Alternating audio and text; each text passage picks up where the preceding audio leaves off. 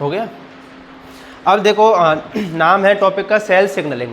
वैसे तो अगर आप CSIR के सिलेबस में देखोगे तो इस सेल सिग्नलिंग को ही एक अलग से यूनिट बना रखा है। जो टोटल 13 यूनिट्स है ना अपनी, उन 13 यूनिट्स में एक अलग से यूनिट है, इसका नाम है सेल सिग्नलिंग। और सेल बायोलॉजी एक अलग यूनिट है, मतलब 2 अलग अलग यूनिट हैं उन 13 यूनिट में। लेकिन हम इस सेल सिग्नलिंग को, सेल बायोलॉजी को पूरी को एक ही में पढ़ते हैं, किसमें? सेल बायोलॉजी में। और पूरा मिला के अपना 25 दिन का प्रोग्राम होता है। बाकी आप कहीं भी किसी भी कोचिंग में पढ़ोगे तो वहाँ ये एक अलग से यूनिट है ना, सेल सिग्नलिंग। और इसको इतना ब्रॉड में, इतना डिटेल में पढ़ा देते हैं कि मतलब 20 दिन तो इसी में लग जाते हैं। प्रकाश कहाँ है? प्रकाश नहीं है क्या? तो प्रकाश कितनी है सेल बायोलॉजी जैसे अनअकैडमी की देखो तो मतलब पूरा एक रजिस्टर है ना, पूरा इस सेल सिग्नलिंग का ही भरा हुआ है ना। जिसने भी अनअकैडमी से लिया होगा, कराया होगा ना फोटोकॉपी, उसको पता होगा। पता है कि नहीं यार? एक पूरा रजिस्टर इस सेल सिग्नलिंग से भरा हुआ है अकेला, है ना, इससे ही। अभी सेल सिग्नलिंग जो हम पढ़ेंगे वो आपकी मैक्सिमम 4 दिन लगेंगे ना। 4 दिन में पूरी सेल सिग्नलिंग कंप्लीट हो जाएगी। और आप मैक्सिमम बता रहा हूँ 4 दिन तो है ना, 3 दिन में भी हो सकती है। अगर आप 15 से 20 पेज पढ़ लेते हो तो आपके ये मान के चलो कि सेल सिग्नलिंग के 3 क्वेश्चन आते हैं। अब क्या अपना टारगेट 3 में से 3 सही करने का है? 3 में से अगर आप 2 भी सही कर लेते हो तो अपना 100% हो गया। तो 2 क्वेश्चन तो आपके 100% सही हो जाएंगे। डीप में क्वेश्चन इसमें से आता नहीं है और इतना डीप पढ़ा देते हैं, मेरी समझ में नहीं आता क्यों पढ़ा रहे हैं बच्चों को इतना डीप। क्वेश्चन आप है ना प्रीवियस ईयर के थोड़ा सा एनालाइज किया करो, तो उसमें आपको पता लग जाएगा कितने लेवल का क्वेश्चन पूछा जा रहा है। तो सेल सिग्नलिंग है ना, सबसे पहले समझ के देखो होती क्या है। इसमें से खुशबू पानी देना, एक बोतल देना।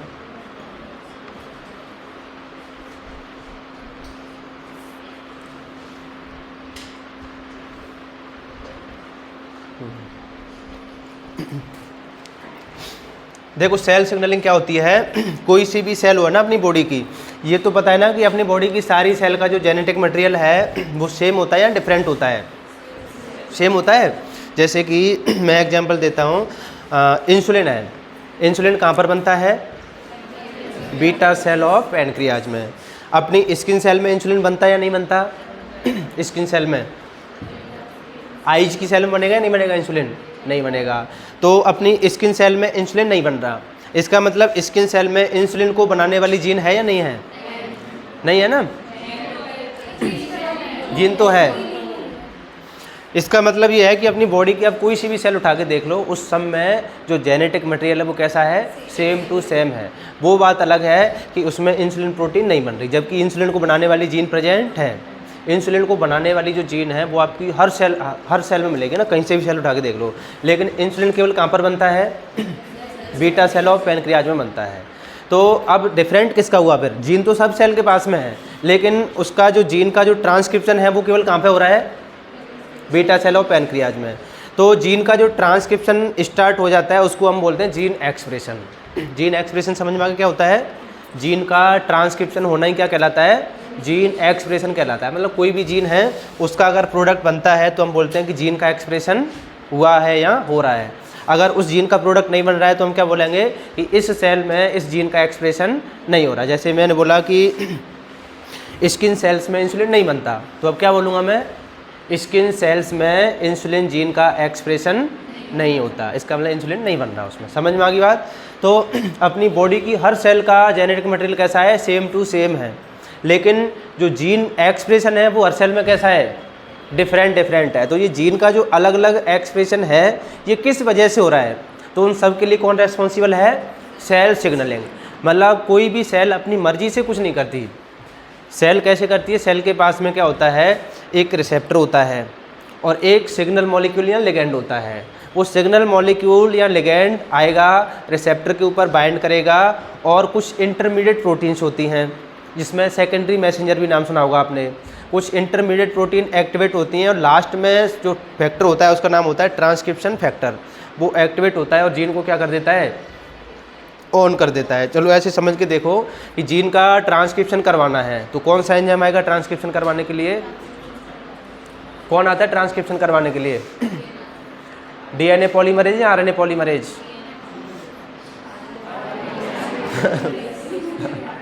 अरे ट्रांसक्रिप्शन कौन करवाता है? आरएनए पॉलीमरेज ही तो करवाता है। तो जीन का ट्रांसक्रिप्शन करवाने के लिए आता है आरएनए पॉलीमरेज और रेप्लिकेशन करवाने के लिए आता है डीएनए पॉलीमरेज। लेकिन दिक्कत क्या है कि जो आरएनए पॉलीमरेज है वो अकेले काम नहीं कर सकता, उसको एक एसेसरी फैक्टर की ज़रूरत पड़ती है जिसका ही नाम क्या होता है, ट्रांसक्रिप्शन फैक्टर। समझ में आ गई ट्रांसक्रिप्शन फैक्टर क्या है? ट्रांसक्रिप्शन फैक्टर एक ऐसा फैक्टर है जो ट्रांसक्रिप्शन के दौरान आरएनए पॉलीमरेज की हेल्प करके जाता है। समझ में आ गई बात? आरएनए पॉलीमरेज जो होता है वो ट्रांसक्रिप्शन की शुरुआत नहीं कर सकता। आरएनए पॉलीमरेज ट्रांसक्रिप्शन कर सकता है लेकिन शुरुआत नहीं कर सकता, और उसको ये भी नहीं पता होता आरएनए पॉलीमरेज को कि एक्चुअल में ट्रांसक्रिप्शन करना कहाँ से है मतलब अपनी स्टार्टिंग साइट क्या है, इनिशिएशन कहाँ से होना है। आरएनए पॉलीमरेज क्या जानता है? ट्रांसक्रिप्शन करना जानता है, लेकिन किसका ट्रांसक्रिप्शन करना है, कहाँ से शुरू करना है, ये आरएनए पॉलीमरेज नहीं जानता। तो इस काम में उसकी हेल्प करने के लिए कौन आता है? तो ये सिग्मा फैक्टर जो होता है प्रोकैरियोट्स में होता है। तो अभी हम सेल सिग्नलिंग जो पढ़ रहे हैं ये पढ़ रहे हैं प्रोकैरियोट्स में। सिग्मा फैक्टर यूकैरियोट्स में नहीं होता है ना नेहा, किस में होता है? ये प्रोकैरियोट्स में होता है। तो हम किस में पढ़ रहे हैं सेल सिग्नलिंग? अभी यूकैरियोट्स में पढ़ रहे हैं। देखो जो अपना जीन रेगुलेशन होता है ना, जीन रेगुलेशन प्रोकैरियोट्स में भी पढ़ते हैं और यूकैरियोट्स में भी पढ़ते हैं। प्रोकैरियोट्स में तो जीन रेगुलेशन के नाम पर होता है लैक ऑपेरॉन, जो भी ऑपेरॉन है ना वो होता है, और यूकैरियोट्स में जीन रेगुलेशन के नाम पे पढ़ते हैं हम स्टोन रीमॉडलिंग कॉम्प्लेक्स है ना, या क्रोमेटिन रीमॉडलिंग कॉम्प्लेक्स, ये दो बातें पढ़ते हैं। तो अभी सिग्मा फैक्टर यूकैरियोट्स में नहीं मिलता। उस सिग्मा फैक्टर का ही नाम एक्चुअल में यूकैरियोट्स में क्या हो जाता है? ट्रांसक्रिप्शन फैक्टर हो जाता है। प्रोकैरियोट्स में तो उसको क्या नाम देते हैं? सिग्मा फैक्टर, और यूकैरियोट्स में क्या नाम देते हैं उसको? Transcription factor. तो ट्रांसक्रिप्शन फैक्टर क्या है? एक ऐसा फैक्टर है जो ट्रांसक्रिप्शन के समय आरएनए पॉलीमरेज की ट्रांसक्रिप्शन में हेल्प करके जाता है। उसी को क्या नाम दे दिया हमने? ट्रांसक्रिप्शन फैक्टर दे दिया नाम। जब तक ट्रांसक्रिप्शन फैक्टर एक्टिवेट नहीं होगा तब तक किसी जीन का ट्रांसक्रिप्शन नहीं होगा। तो नॉर्मल कंडीशन में ट्रांसक्रिप्शन फैक्टर एक्टिवेट मिलता है या इनएक्टिव मिलता है? नॉर्मल कंडीशन में कैसा मिलेगा? इनएक्टिव मिलेगा, जब जीन का ट्रांसक्रिप्शन नहीं हो रहा होगा। अब होता क्या है, कोई सिग्नल मॉलिक्यूल आता है, वो सेल के ऊपर रिसेप्टर होगा, उसके ऊपर बाइंड करेगा, और रिसेप्टर के ऊपर जैसे ही बाइंड करेगा तो सेल के अंदर कुछ प्रोटीन्स होती हैं, वो क्या हो जाती हैं? एक्टिवेट हो जाती हैं। वो प्रोटीन एक्टिवेट होकर किसी दूसरी प्रोटीन को एक्टिवेट करेंगी, दूसरी प्रोटीन तीसरी को, और तीसरी प्रोटीन चौथी प्रोटीन को एक्टिवेट करेगी। मतलब ऐसे एक सीक्वेंस चलता है ना इवेंट्स का, और सबसे लास्ट में जाके कौन एक्टिवेट होगा? Transcription factor. और जैसे ही ट्रांसक्रिप्शन फैक्टर एक्टिवेट होगा तो लास्ट में जाके जीन क्या हो जाएगी? ऑन हो जाएगी। बस ये क्या है? सेल सिग्नलिंग है। समझ में आ गई बात? सेल सिग्नलिंग क्या है? सेल सिग्नलिंग में हम पढ़ेंगे कि कैसे किसी सेल के पास में सिग्नल आता है और कैसे कोई जीन का ट्रांसक्रिप्शन ऑन हो जाता है, कैसे कोई जीन ऑफ हो जाती है। समझ में आ गई बात? यही क्या है? सेल सिग्नलिंग है। तो अपनी बॉडी में जो कुछ भी हो रहा है वो सब किसकी वजह से हो रहा है? सेल सिग्नलिंग की वजह से। कि कोई प्रोटीन बनना बंद हो गई, किसकी वजह से हुई? कोई प्रोटीन बनना स्टार्ट हो गई, किसकी वजह से हुई? सेल सिग्नलिंग की वजह से हुई है ना। तो अपनी बॉडी में ले दे के सब कुछ क्या है? A to Z सब कुछ क्या है? सेल सिग्नलिंग है। चाहे आपको क्या करनी हो, जीन ऑन करनी हो या जीन ऑफ करनी हो, सब में ले दे के क्या है? सेल सिग्नलिंग है। अब जो सेल सिग्नलिंग है इसमें 3 कंपोनेंट होते हैं इसके। एक तो कोई इसमें क्या आएगा? सिग्नल, जिसको हम नॉर्मली लिगेंड नाम भी दे सकते हैं। जैसे कि हमने न्यूरॉन सेल से न्यूरोट्रांसमीटर रिलीज करवाया, उसके लिए भी कौन आया था? एसिटिलकोलिन आया था ना। जैसे किसी सेल से हमने एसिटिलकोलिन रिलीज करवाया, तो एसिटिलकोलिन को रिलीज करवाने के लिए भी कौन आया था? कोई ना कोई लिगेंड आके बाइंड किया था लिगेंड गेटेड चैनल पे, तब जाके क्या हुआ था? वो रिलीज हुआ था। तो ओवरऑल सबसे पहले तो एक सिग्नल मॉलिक्यूल होगा, और सिग्नल मॉलिक्यूल को हम क्या बोल सकते हैं? लिगेंड बोल सकते हैं। दूसरा क्या होगा? उस सिग्नल मॉलिक्यूल का एक रिसेप्टर भी होगा, क्योंकि किसी ना किसी के ऊपर तो बाइंड करेगा ना। और रिसेप्टर के ऊपर जब ये सिग्नल मॉलिक्यूल बाइंड करेगा तो बदले में सेल क्या करेगी? कुछ रेस्पॉन्स शो करेगी, है ना। 3 कंपोनेंट होंगे ना किसी भी सिग्नलिंग के। एक तो क्या होगा? सिग्नल मॉलिक्यूल होगा, दूसरा उसका रिसेप्टर होगा, और तीसरा जब सिग्नल मॉलिक्यूल रिसेप्टर के ऊपर बाइंड करेगा तो बदले में सेल कुछ क्या करेगी? रेस्पॉन्स करेगी। जो आपके रिसेप्टर होते हैं ये 2 तरह के होते हैं। एक तो होता है सेल सरफेस रिसेप्टर, दूसरा होता है इंट्रा, मतलब कुछ रिसेप्टर तो सेल की सरफेस पे मिलते हैं और कुछ रिसेप्टर सेल के अंदर मिलते हैं। जो सरफेस पे मिलते हैं तो वो तो हो गए सेल सरफेस, और जो अंदर मिलेंगे वो हो गए इंट्रासेलुलर। अब ये डिपेंड करता है कि लिगेंड किस नेचर का है।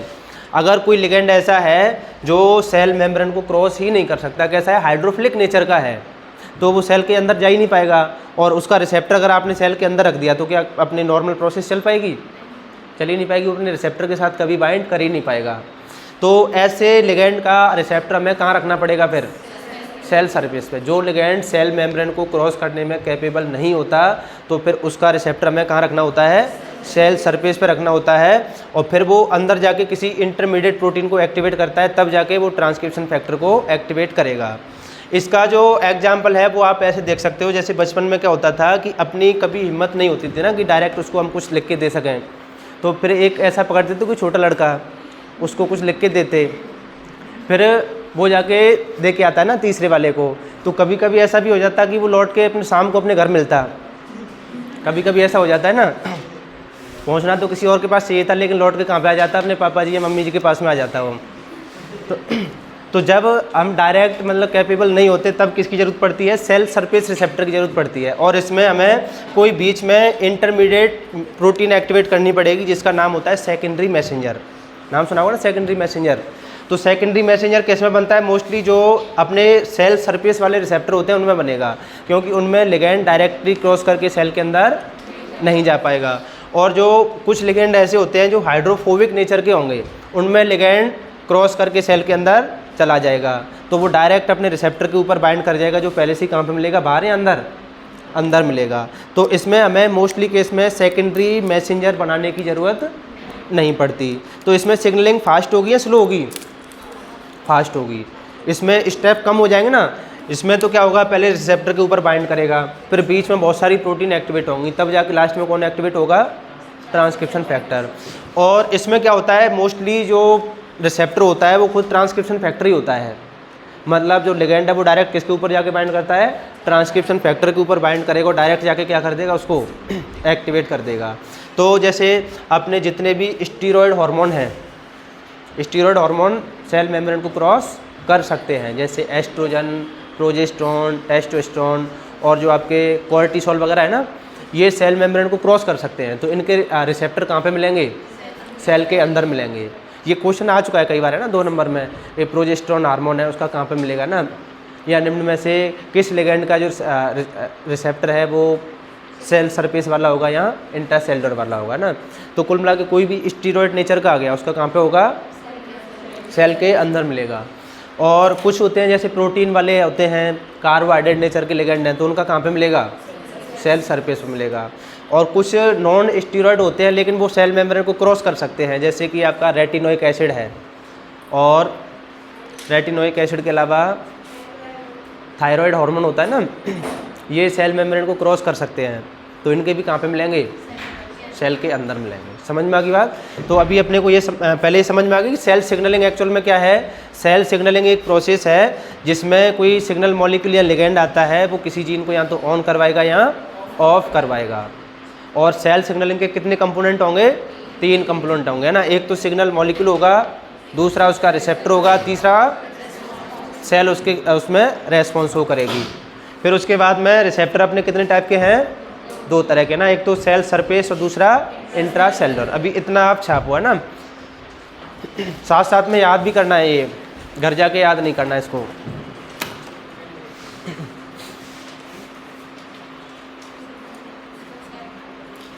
नहीं दिख रहा?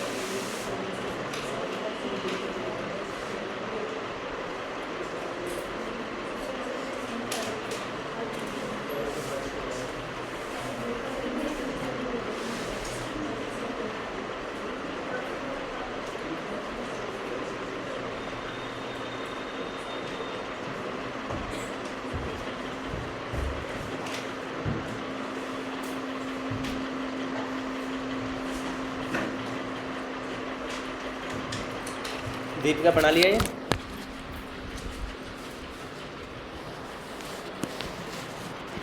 अब लिखो,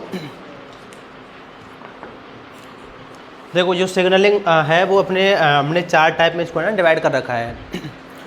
कुछ सिग्नल मॉलिक्यूल ऐसे होते हैं जो एक सेल से रिलीज होंगे और रिलीज होके दूसरी वाली सेल के पास में उसका क्या होता है, रिसेप्टर होता है। जैसे ए और बी 2 सेल हैं, वो आसपास हैं दोनों। तो ए सेल ने कोई सिग्नल मॉलिक्यूल बनाया, काम कहाँ पे जाके करेगा, जो उसके बगल में दूसरी बी सेल है उसके पास जाके गया है ना। तो ऐसी सिग्नलिंग को हम नाम देते हैं पैराक्राइन सिग्नलिंग। कुछ सिग्नल मॉलिक्यूल ऐसे होते हैं जो एक सेल ने बनाए लेकिन सेल उसको रिलीज नहीं करेगी, अपनी सेल मेम्ब्रेन के ऊपर ही उसको लगा के रख लेती है सिग्नल मॉलिक्यूल को।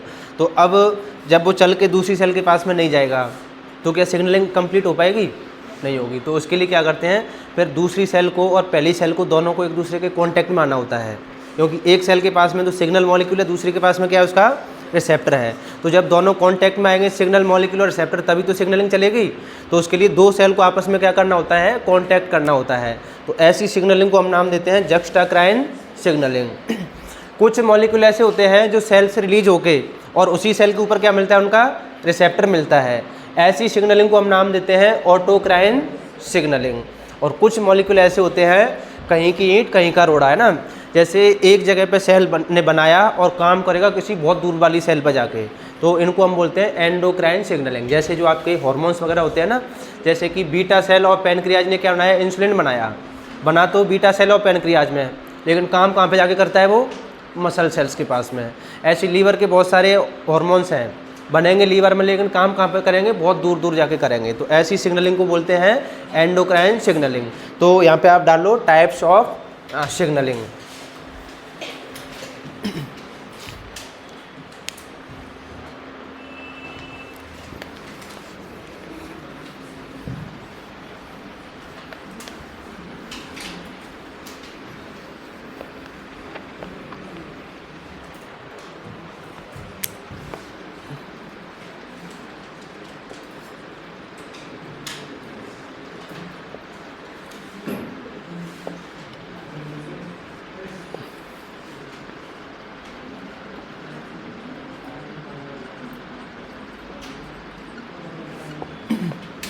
अपनी बॉडी में मेनली कौन से टाइप की सिग्नलिंग देखने को ज़्यादा मिलती है, अपनी बॉडी में पैराक्राइन टाइप की ज़्यादा होती है। जैसे जितना भी अपना पूरा डेवलपमेंट है उसमें कौन सी टाइप की ज़्यादा मिलती है, पैराक्राइन की ज़्यादा मिलती है ना पूरे डेवलपमेंट में।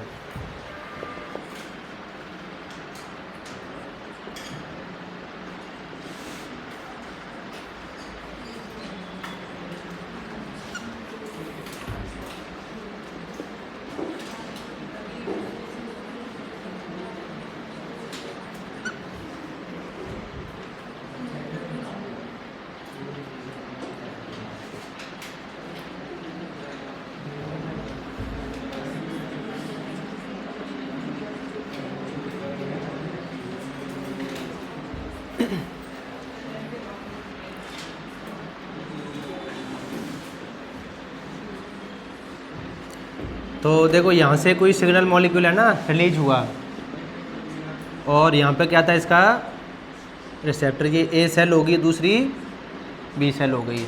तो इसमें कुछ सिग्नलिंग चलेगी है ना, कोई जीन ऑन होगी। तो ये ऐसी कौन सी सिग्नलिंग हो गई, पैराक्राइन सिग्नलिंग होगी। ए और बी 2 नियर बाई सेल्स हैं, ए ने सिग्नल मॉलिक्यूल रिलीज किया, बी ने रेस्पॉन्स शो किया। दूसरा कौन सा बताया आपको, जक्स्टाक्राइन। अच्छा, पैराक्राइन सिग्नलिंग का कोई एग्जांपल बताया आपको डेफ बायो में, पैराक्राइन सिग्नलिंग का? हैजॉग बताया था।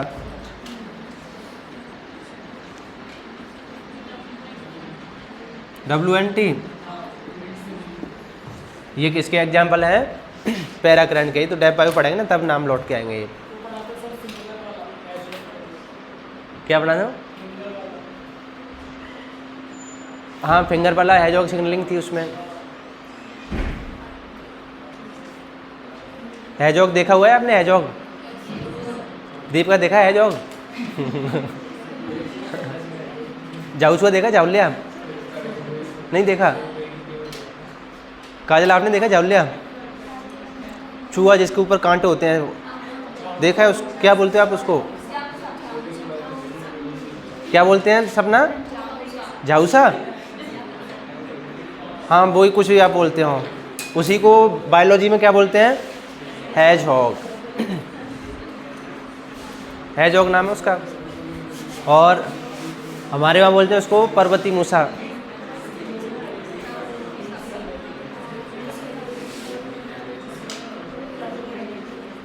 सोनिया आपकी तरफ क्या बोलते हैं उसको, कुछ तो बोलते होंगे, देखा भी नहीं आपने, देखा है तो कुछ बोलते तो होंगे ना, कुछ तो नाम होगा। मोस्टली जगह पे उसको जाउलिया बोलते हैं वैसे, कई जगह पे जाउचुआ बोलते हैं। आपने नहीं देखा, अरे हम छोटे थे तब तो हम तो खूब पालते थे उसको, अब आजकल थोड़े वो फ़ोन में देखा है। छोटे थे ना हम तब उसको खूब पालते थे, क्या है कि सरसों वगैरह काटने जाते थे ना तो खूब मिलते थे, तो ऐसे पकड़ के ले आते थे हम उसको, देख के जो नॉर्मल चूहे ना वो नहीं आते थे घर में। और कुछ भी नहीं खाता पीता है ज़्यादा, बस उसको दूध रख दो बस, और पानी तो ऐसे ही फर्श वगैरह फैला दो पी लेता था वहीं से ऐसे ही, या तो बर्तन में रख दो या फर्श पे फैला दो पी लेता वो, कोई खर्चा नहीं था उसको पालने का, है ना। शुरू में 2-4 दिन तो ऐसे डर की वजह से बाहर आता नहीं है, फिर धीरे धीरे वो नॉर्मल हो जाता है, उसको समझ में आने लग जाता है कि ये अपने लिए खतरनाक प्राणी नहीं है, तो फिर वो बाहर निकलने लग जाता है। क्या देखो, जो उसके कांटे होते हैं ना, एक जैसे आप लोगों से तो पकड़ा ही नहीं जाएगा हाथ में ना, कांटे चुभा लोगे आप, पकड़ने का भी तरीका होता है, मतलब वो ऐसे राउंड शेप में बॉल बन जाता है, तो आप लोग तो सपना उसको पकड़ नहीं सकते।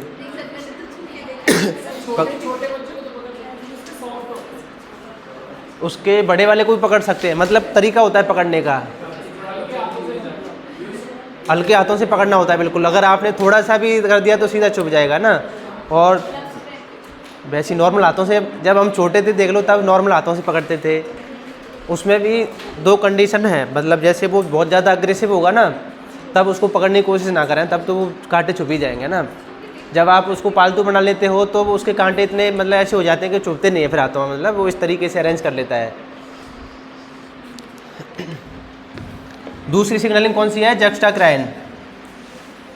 अब देखो एक तो होता है प्रैक्टिकली देखा होना, अब एक मैं आपको एक्सप्लेन करना हूँ, दोनों में ना डिफरेंस हो जाता है।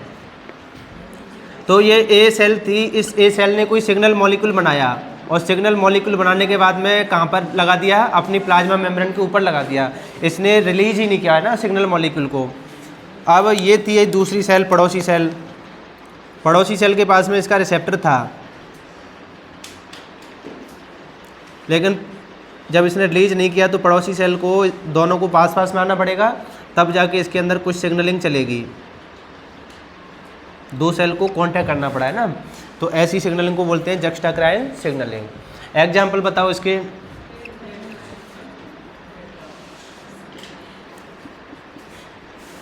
नॉच डेल्टा सिग्नलिंग,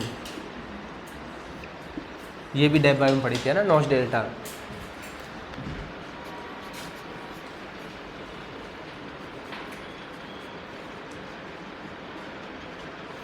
ऑटोक्राइन, जैसे कि ये ए सेल है, इस ए सेल ने कोई सिग्नल मॉलिक्यूल रिलीज किया, लेकिन इसका रिसेप्टर भी कहाँ पे मिलता है, खुद के ऊपर ही मिलता है, तो खुद के ऊपर ही आके क्या हो गया, ये बाइंड हो गया, तो ऐसी सिग्नलिंग को क्या बोलेंगे, ऑटोक्राइन। किस में मिलती है ये, जैसे कैंसर सेल में मिलती है और इम्यून सेल के पास में मिलती है। 4th और लास्ट है आपका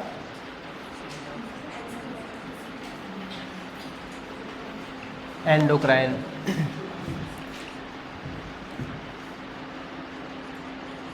ये ए सेल ने कोई रिलीज किया है ना सिग्नल मॉलिक्यूल, और ये जाके कहाँ पे मिल जाता है, ब्लड स्ट्रीम में मिल जाता है। ये कौन है, ब्लड वेसल्स, और ब्लड वेसल्स के थ्रू ये ट्रांसपोर्ट होता हुआ कहाँ पे जाएगा, किसी दूसरी जगह पे जाएगा। और यहाँ पे कोई दूसरी सेल थी, बी सेल, और बी सेल के पास में क्या था, इसका रिसेप्टर था। तो ऐसी सिग्नलिंग को क्या बोलेंगे हम, एंडोक्राइन सिग्नलिंग। तो मोस्टली जो हार्मोन वगैरह होते हैं ना,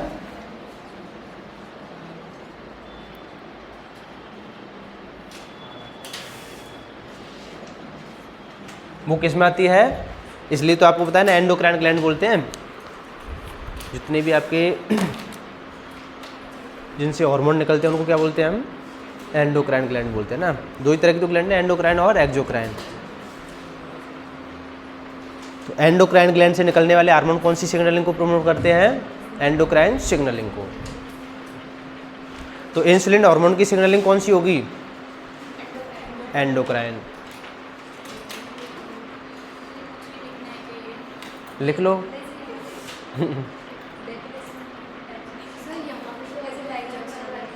जक्स्टाक्राइन में 2 सेल कांटेक्ट में आती हैं, लिख लो, मैं लिखा देता हूँ फिर, नहीं तो उसमें कोई दिक्कत थोड़ी पैराक्राइन में।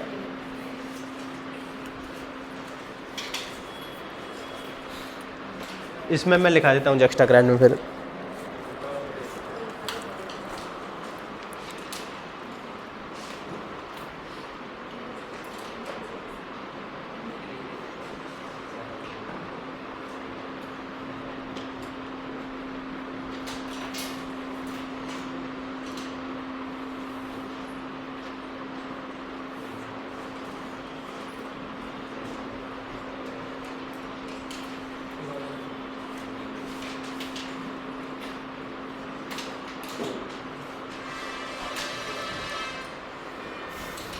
तो खुशबू का लड्डू मिले या नहीं मिले फिर,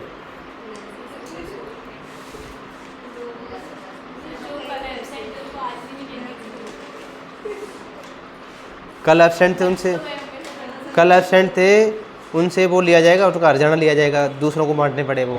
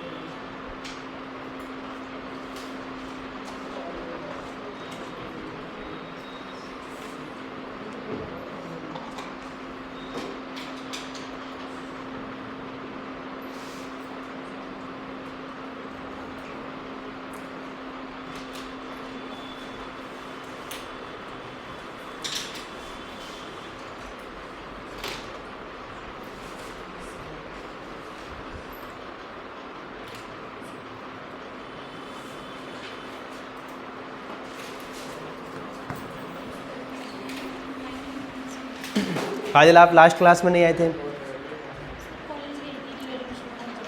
कौन सी में लिया फिर एडमिशन आपने? अच्छा, री एडमिशन के लिए गए।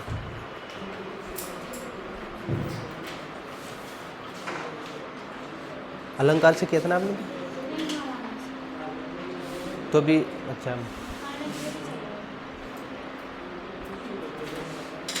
हो गया, फिर री एडमिशन हो गया।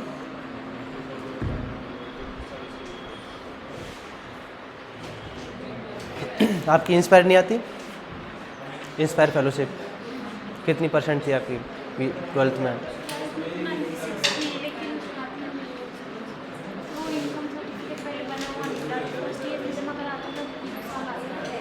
एक साल की भी नहीं आई आपकी?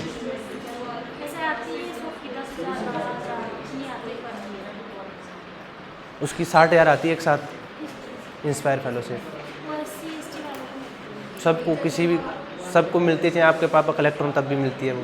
उसमें इनकम सर्टिफिकेट का भी रोल नहीं है कोई, उसमें लगता ही नहीं इनकम सर्टिफिकेट, उसमें इनकम सर्टिफिकेट लगता ही नहीं है। राजस्थान बोर्ड से कितना आपने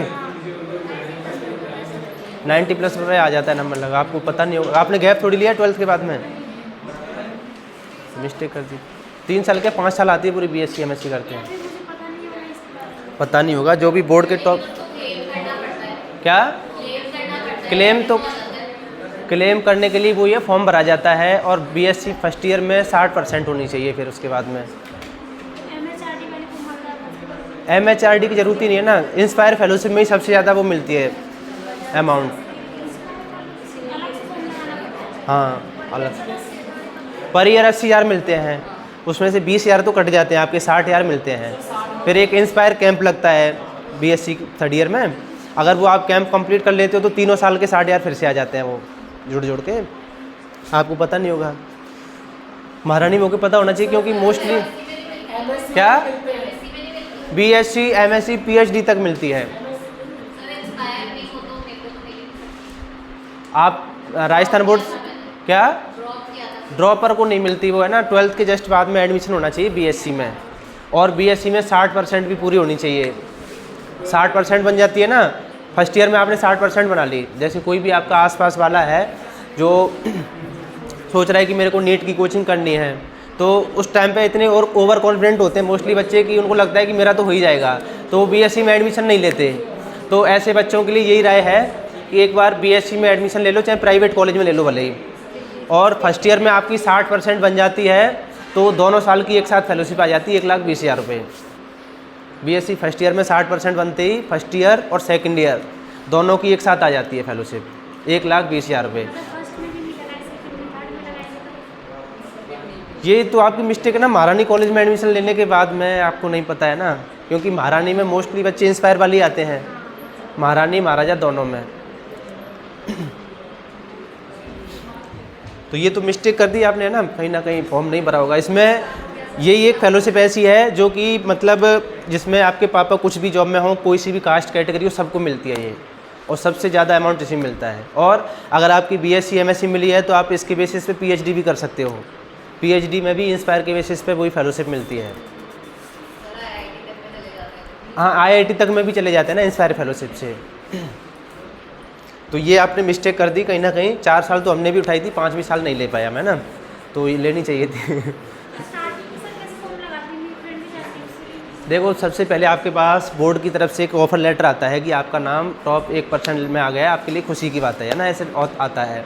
वो आपके स्कूल में आता है जहाँ से आपने 12th किया है, फिर स्कूल वाले आपको इन्फॉर्म करते हैं। नहीं भी करते हैं तो वो तो प्रिंट मिल जाता है ना वेबसाइट पर जाके, वहाँ से लेके फिर ई-मित्र वाले से फॉर्म फिल करवाया जाता है। कोई भी कर सकता है कंप्यूटर से उसका फॉर्म फिल, एक बार उसमें अपनी Gmail ID वगैरह सब करके आपके डॉक्यूमेंट्स वगैरह अपलोड हो जाते हैं। ये हो जाता है प्राइमरी काम।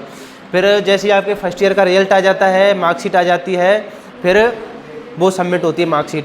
फिर सबमिट होने के बाद में कुछ दिन बाद में साइट चेक करते रहो, उस पर आ जाता है कि आपके डॉक्यूमेंट्स वेरीफाई हो गए। कमी होती है तो बता देता है, और नहीं तो बता देगा कि वेरीफाइड हो गए, आपकी इस फेलोशिप सेंक्शन हो गई है। तो उसके बाद में कुछ दिन बाद में फेलोशिप आ जाती है। मतलब ये फेलोशिप आती है जैसे आपने BSc में एडमिशन ले लिया, फर्स्ट ईयर आपकी कंप्लीट हो जाएगी, सेकंड ईयर के आपके एग्ज़ाम से पहले आ जाती है दोनों साल की, फर्स्ट ईयर और सेकंड ईयर दोनों की। ये रहती है प्रोसेस। तो आपने कहीं ना कहीं मिस्टेक कर दी। 60% भी होगी BSc फर्स्ट ईयर में आपकी, 80 बनी। अब क्या मतलब है ना 80 बनाने का, जब किसी भी कॉलेज से करो BSc कोई फ़र्क नहीं पड़ता। कितनी परसेंट थी अपनी? इंग्लिश मीडियम से होंगे ना आप तो, CBSE से। CBSE वालों को नहीं मिलती। CBSE वालों को भी मिलती है, लेकिन कट ऑफ जाती है 98 99 ऐसे जाती है। मतलब क्या है कि बोर्ड के टॉप 1% लड़कों को मिलती है। तो हमारे टाइम पे 82 83 जाती थी कट ऑफ, और फिर आपको पता है हमारे टाइम परसेंट नहीं बनती थी ना, अब परसेंट बढ़ने लग गई तो एक बढ़ के 90 91 पहुँच गई है। अब CBSE वालों की तो शुरू से ही बनती थी परसेंट, तो उनकी तो 98 99% जाती है ना कट ऑफ।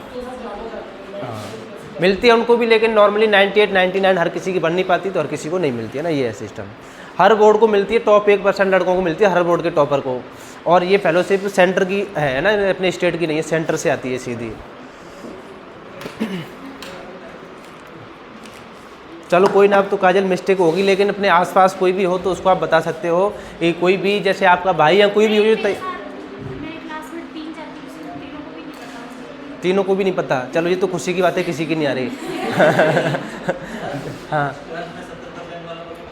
12th में 70% वालों को लिए यही है, MHRD वगैरह ये है ना, समाज कल्याण ये होती है ना, वो है। हाँ, और अगर आप ST कैटेगरी में हैं या PH कैटेगरी में हैं तो फीस जो आपकी 10,000 लगेगी उससे 3 गुना लौट के आ जाती है। फेल हो जाते हो तब भी। सपना आपको नहीं मिली थी कोई फेलोशिप?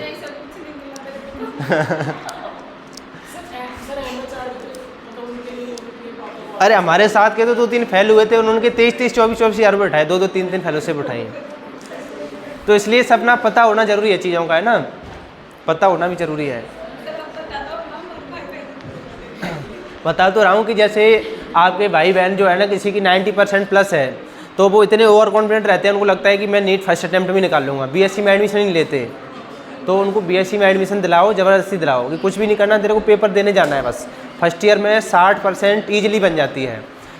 आधे से ज़्यादा सिलेबस जो है 12th बेसिस पे आता है ना फर्स्ट ईयर का, तो 60% बन जाती है। 60% बनते ही 1,20,000 का जुगाड़ हो जाता है। यही फेलोशिप ऐसी है जिसमें इनकम सर्टिफिकेट नहीं लगता, इसमें कोई कास्ट सर्टिफिकेट नहीं लगता, सबको मिलती है ये।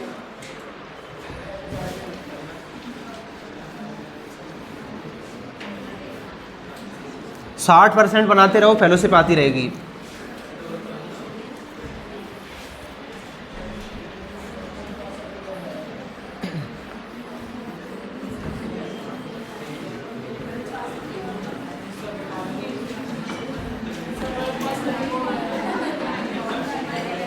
क्या बोल रहे हो?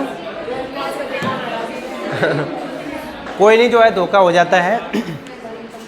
अब आगे से नहीं होगा, मतलब जैसे क्या है, महारानी कॉलेज, महाराजा कॉलेज, उसमें अब अंदर ही ई मित्र की दुकान आ रही है, अंदर ही दुकान खुल जाएगी ना ई मित्र की, अभी ओपन हो जाएगी ना, 2-4 दिन में हो जाएगी। तो अब इतनी दिक्कत नहीं आएगी, है ना। बच्चों में इतनी अवेयरनेस नहीं हो पाती, इसलिए हो जाता है ऐसा। सबसे बड़ी चीज़ ये है कि आपके स्कूल के प्रिंसिपल वगैरह भी नहीं बताया आपको, उन्होंने नहीं बताया। क्या? किसकी? हाँ, 12th की % 90% होनी चाहिए, और बीएससी में 60%, बीएससी में 60% ज़रूरी है। हाँ, जब तक आप बनाते रहोगे तब तक फेलोशिप आती रहेगी। जब आप 60% बनाना बंद कर दोगे, फेलोशिप रुक जाएगी, डिसकंटिन्यू हो जाएगी ना वहीं से। 60 तो नहीं पढ़ाई करोगे तो नहीं भी बनती है। हाँ, ऐसा है, ये कोई एक एग्जाम्पल नहीं है, महाराजा महारानी में ऐसे घने एग्जाम्पल है ना।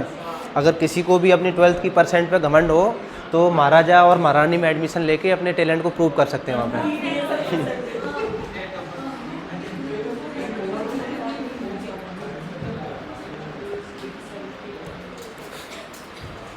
मतलब खूब होते हैं फेल, 90% वाले बच्चे खूब फेल होते हैं ना महाराजा महारानी में के।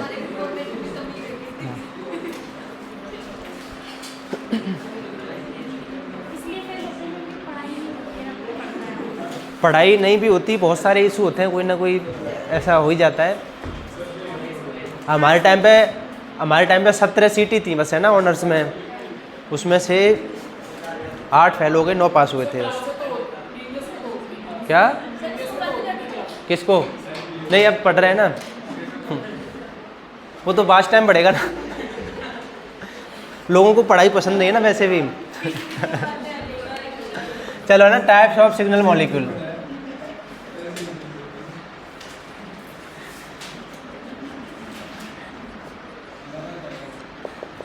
नॉन स्टीरॉयड नेचर के है ना सिग्नल मॉलिक्यूल, इनको लिगेंड भी बोल सकते हैं हम। जैसे नाम आ गया आपके सामने, इंसुलिन। इंसुलिन कैसा होता है? नॉन स्टीरॉयड है, तो मेम्ब्रेन को क्रॉस कर सकता है, नहीं कर सकता? तो इसका रिसेप्टर कहाँ पे मिलेगा?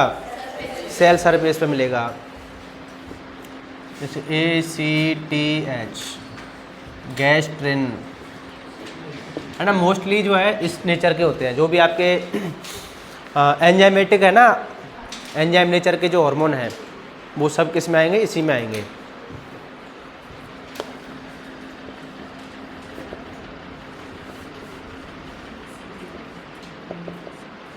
स्टीरॉयड,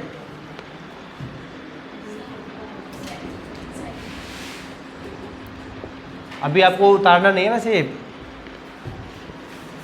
एस्ट्रोजन, प्रोजेस्टेरॉन,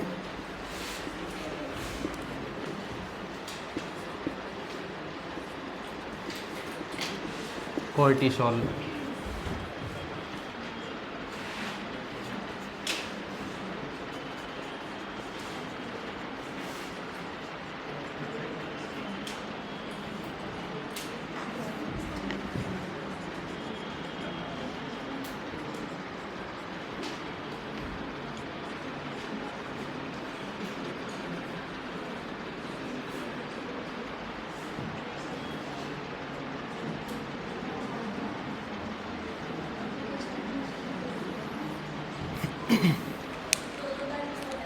ये 2 बार इसलिए बनाया है, देखो अपने पास में जो भी नॉन स्टीरॉयड नेचर के हैं, बहुत सारे नाम है ना इसमें, मैंने नाम लिखे आपके सामने, इंसुलिन, ACTS, गैस्ट्रिन। ये सेल मेम्ब्रेन को क्रॉस कर सकते हैं, नहीं कर सकते? नॉन स्टीरॉयड नहीं कर सकते। तो इनके लिगेंड वो रिसेप्टर कैसे मिलेंगे?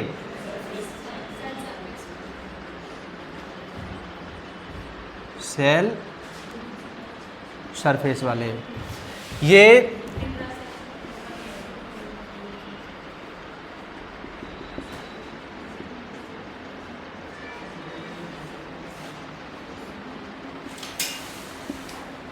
और कुछ के तो इंट्रासेल्युलर, क्या मतलब इंट्रा न्यूक्लियर होते हैं, मतलब है ना, किसके अंदर मिलते हैं? सेल्युलर के बजाय डायरेक्ट न्यूक्लियस के अंदर ही मिलते हैं।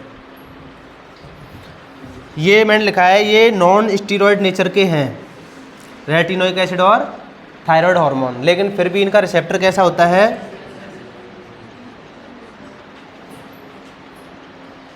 Intra cellular.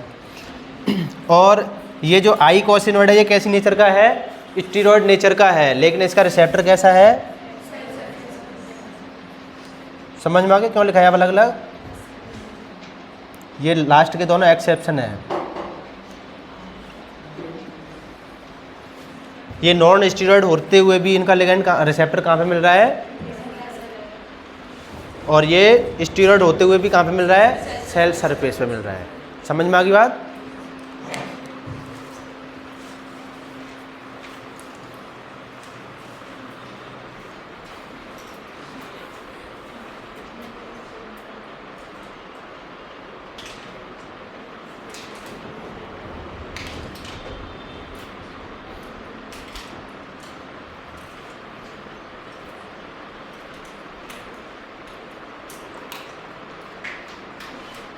शिवानी आज पार्टी कहाँ हो रही है फिर? मन्नू का बर्थडे है।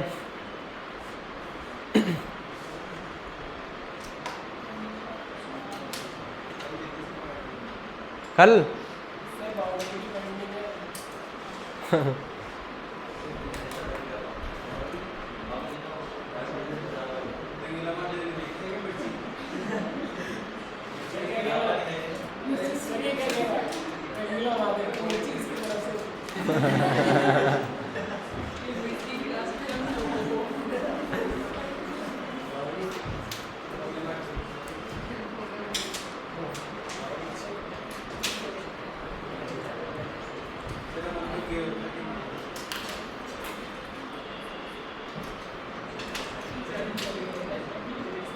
आशीष आप नहीं पहुंच रहे क्या रंगीला महादेव? रीजन तो कुछ भी रहा हो, लेकिन आपने बहुत बड़ा चांस मिस कर दिया।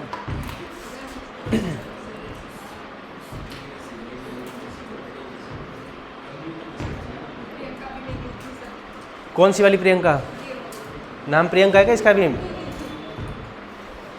वो वाली प्रियंका भी नहीं गई, तीसरी वाली प्रियंका आज आई नहीं।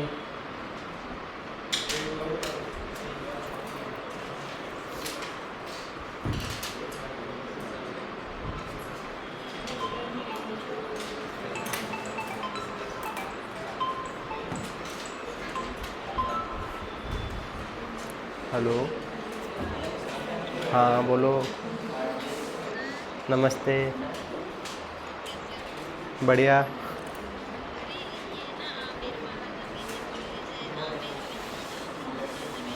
हाँ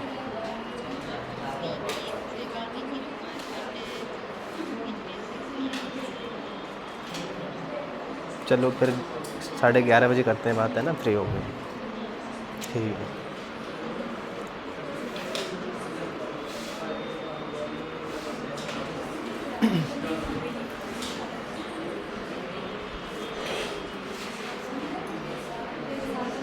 आप में से कोई उधर से आता हो ना, दिल्ली बाईपास साइड से, तो एक कॉलेज पढ़ती ना आमिर महाराजा, उधर पुंडाकू का साइड में, उसमें जगह खाली है बोटनी के लिए।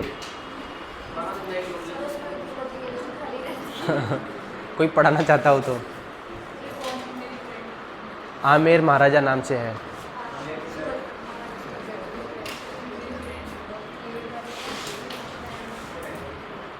नॉन नेट वाला भी जा सकता है पढ़ाने के लिए। फुल क्या सैलरी तो वही रहती है 18 से 20 के लाख शुरुआत में।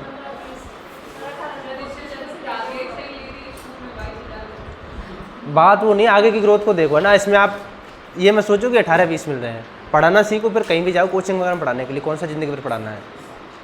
देखो कोचिंग वाले मांगते हैं एक्सपीरियंस, और एक्सपीरियंस आता है पढ़ाने से। पढ़ाने जाओगे तो मांगते हैं एक्सपीरियंस। ये एक साइकिल है जब आप पढ़ाने जाओगे तो क्या मांगते हैं?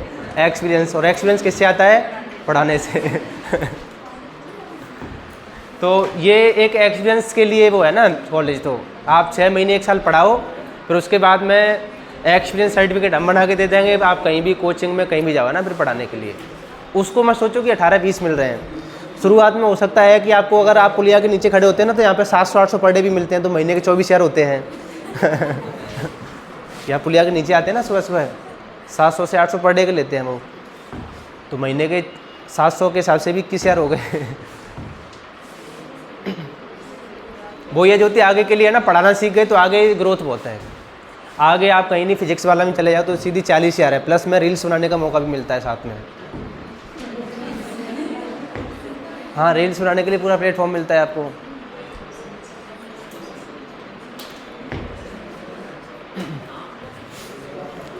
ये समझ में आ गया मैं क्या बताना चाह रहा था? देखो ये नॉन स्टीरॉयड जितने भी हैं, वो बहुत सारे नाम है ना इसमें। ये क्या उसको सेल मेम्ब्रेन को क्रॉस कर सकते हैं? नहीं कर सकते। तो क्या इनका जो रिसेप्टर है वो सेल के अंदर मिलेगा? फिर नहीं मिलेगा। कहाँ पे मिलेगा? सरफेस पे मिलेगा।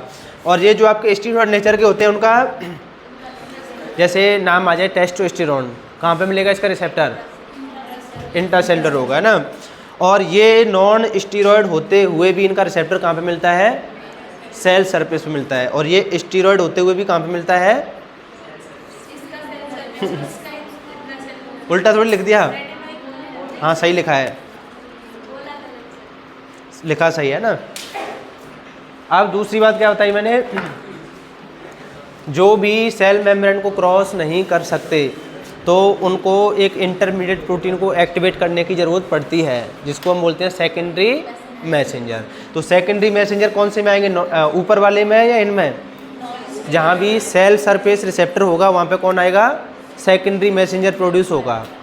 तो कुछ सेकेंडरी मैसेंजर के नाम और लिखा देता हूँ मैं आपको, है ना।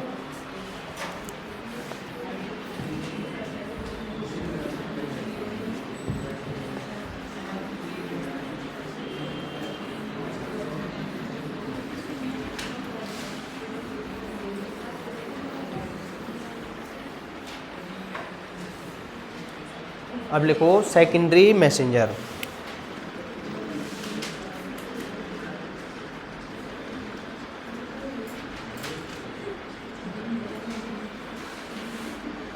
सेकेंडरी मैसेंजर की जरूरत कब पड़ेगी? इंट्रासेलुलर रिसेप्टर में या सेल सरफेस रिसेप्टर में?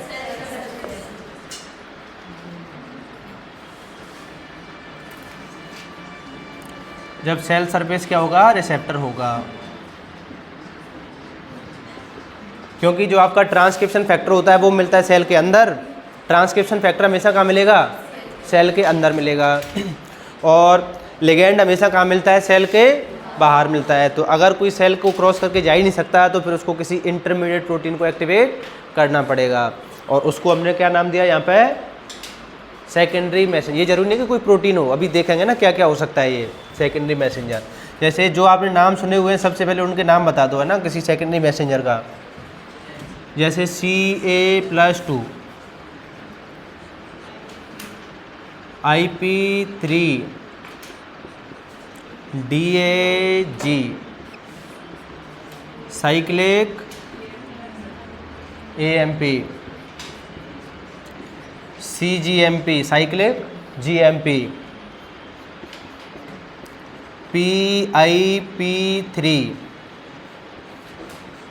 और कोई नाम रह गया हो तो ऐड करवा सकते हो। Ca+2, IP3, DAG, CAMP, CGMP और PIP3, ये सब के सब क्या हैं? सेकेंडरी मैसेंजर हैं। तो इंट्रासेलुलर रिसेप्टर के केस में बनेंगे या सेल सरफेस रिसेप्टर के? सेल सरफेस रिसेप्टर के केस में बनते हैं ये।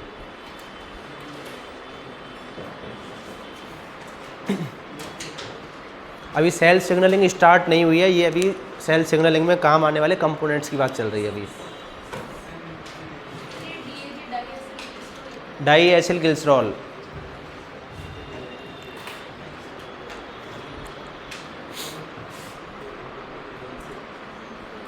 हर्षद समझ में आ गए? हर्षद मेहता का नाम सुना है? देख लिया आपने पूरी वो? तो अब तो शेयर मार्केट में लगाओ पैसा फिर।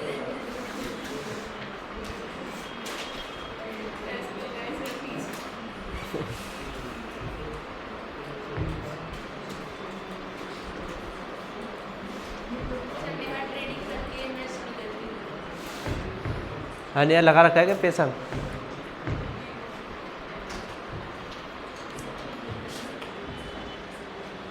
चलो ये सेकेंडरी मैसेंजर समझ में आ गए। अब सेकेंडरी मैसेंजर के अलावा कुछ प्रोटीन काइनेज और आते हैं ना काम में, प्रोटीन काइनेज को और देखते हैं।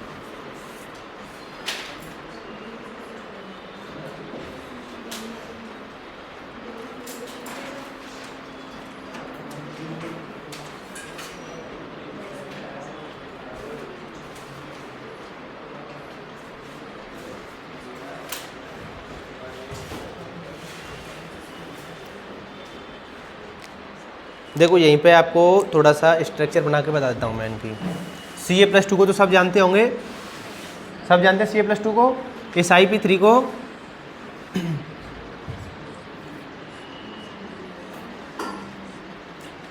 ये क्या बनाया मैंने? साइक्लोहेक्सेन।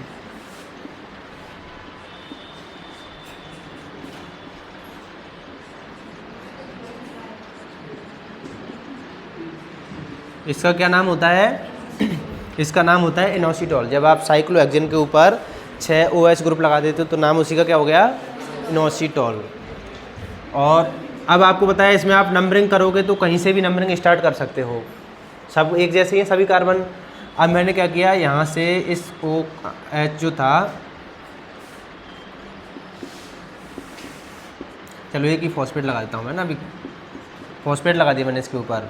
अब इसका नाम क्या हो गया? अब काउंटिंग यहीं से स्टार्ट होगी, जहाँ अब आपने फॉस्फेट लगा दिया वहाँ से क्या होगी? Counting start. तो अब इसका नाम हो गया इनोसिटॉल 1 फॉस्फेट। इस 2 नंबर की पोजीशन पे भी मैंने लगा दिया फॉस्फेट। अब इनोसिटॉल डाइफॉस्फेट मैंने मान लो यहाँ भी लगा दिया। अब क्या नाम हो गया? Inositol triphosphate. समझ में आ गई बात? और इसी को शॉर्ट में क्या बोल देते हैं? IP3। समझ में आ गई बात? IP3 का मतलब क्या है? Inositol triphosphate. सपना बना लोगे? एक इनोसिटॉल बनाना है, उसके ऊपर 3 फॉस्फेट लगाने हैं, तो उसका नाम हो जाएगा इनोसिटॉल ट्राईफॉस्फेट IP3।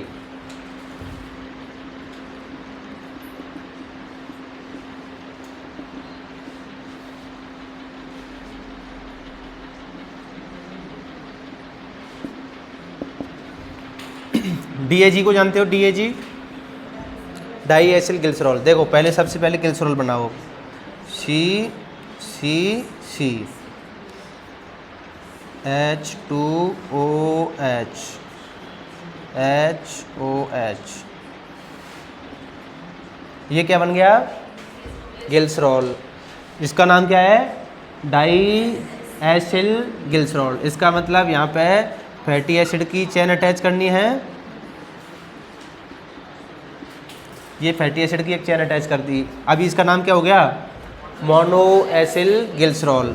अगर एक चेन और अटैच कर देते हैं तो नाम क्या हो जाएगा इसका? Diacylglycerol. तो ये हो गया आपका DAG। अगर एक चेन और अटैच करते हैं फैटी एसिड की तो नाम क्या हो जाएगा? Try acyl glycerol. ये आपको पहले पढ़ाया था ना। तो ये हो गया DAG, IP3 हो गया, DAG हो गया। अब इसको और देख लेते हैं ना, साइक्लिक AMP को। किसका? Cyclic adenosine monophosphate. AMP तो पढ़ा होगा ना पहले। जैसे ये CGMP है तो साइक्लिक ग्वानोसिन मोनोफॉस्फेट। ये मानी समझ में आ गया? अब हम किसको देख रहे हैं? साइक्लिक AMP को देख रहे हैं। तो देखो ये है आपकी राइबोज शुगर, और इसके साथ में नाइट्रोजन बेस जुड़ा हुआ है, मान लो एडिनोसिन, ये है नाइट्रोजन बेस, ये है राइबोज शुगर। तो ये 1 नंबर 2 3 4, इसके साथ में OH OH और इसके साथ में CH2। कितने फॉस्फेट होते हैं ATP में?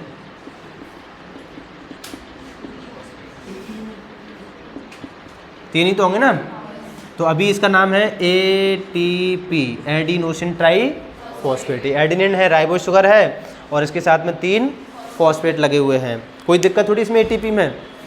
अब क्या करते हैं हम, फॉस्फोडाइएस्टर बॉन्ड बनाते हैं तो एक न्यूक्लियोटाइड और आएगा, तो उसका तो ये फॉस्फेट और इसका OH दोनों मिलके बनाते हैं फॉस्फोडाइएस्टर।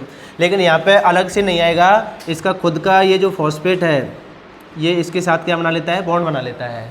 तो ये यहाँ से H निकल जाएगा और यहाँ से ये निकल जाएगा।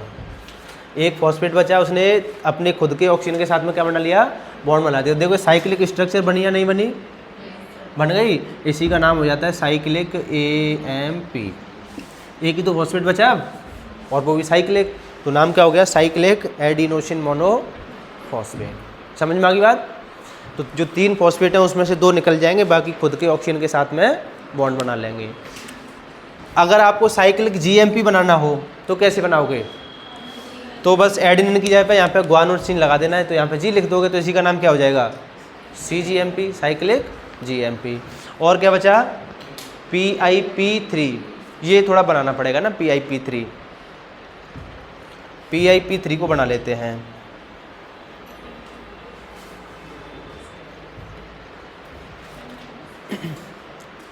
ये 3 स्ट्रक्चर तो आप बना लो पहले ना, फिर PIP3 को बनाते हैं।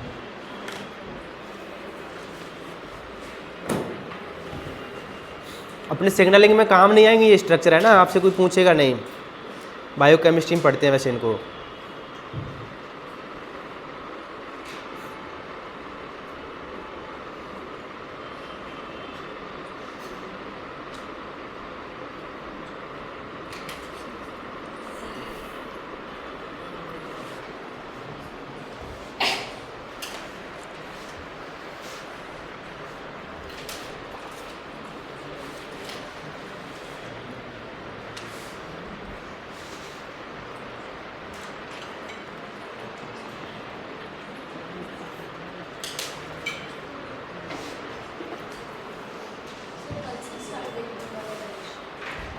कल से 3 बजे से स्टार्ट होगा ना इवनिंग वाला बैच। उसमें 10 दिन तो पढ़ाएंगे टूल एंड टेक्निक्स, तो उसके बाद क्या क्या बोल रहे हो, लिंक भेज दें, लिंक भेज देंगे, ठीक है।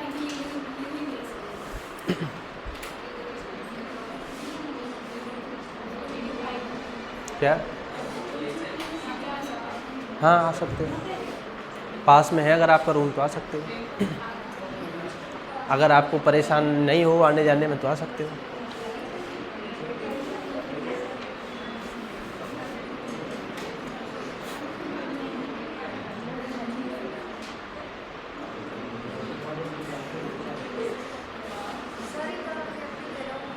क्या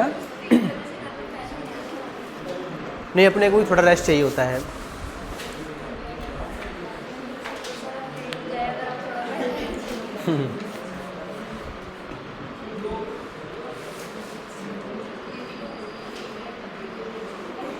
रेस्ट की ज़रूरत पड़ती है, फिर उसके बिना आउटपुट निकल के नहीं आएगा ना फिर। हाँ नहीं, रेस्ट की ज़रूरत पड़ती है ना।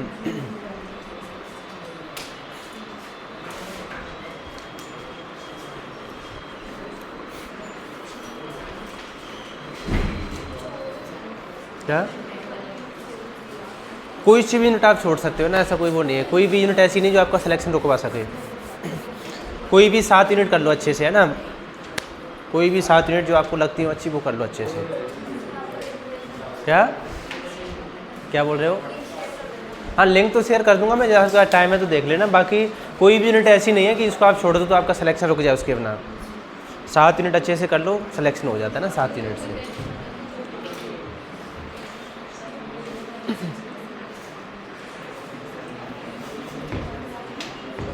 बढ़ा लिए तीनों के डायग्राम। IP3 समझ में आ गया, DAG समझ में आ गया और साइक्लिक AMP समझ में आ गया। साइक्लिक GMP ऐसे कैसे बनेगा ना, यहाँ पे एक जगह पे क्या लगाना है, G लगाना है बस। ये तो इधर से मिटा देता हूँ ना, ये अपने काम का नहीं है अभी।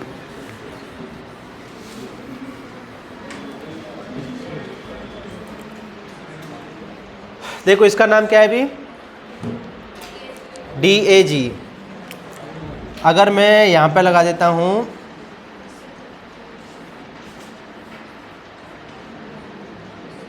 अभी, क्या नाम हो गया इसका, DAG के साथ में एक फॉस्फेट अटैच कर दिया तो क्या नाम हो गया इसका, फॉस्फोटाइडिक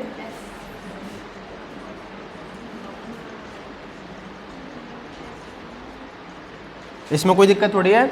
जितने भी आपके फॉस्फोलिपिड्स होते हैं उनके लिए एक पेरेंटल मॉलिक्यूल है, इसी के डेरिवेटिव होते हैं ना आगे के फॉस्फोलिपिड।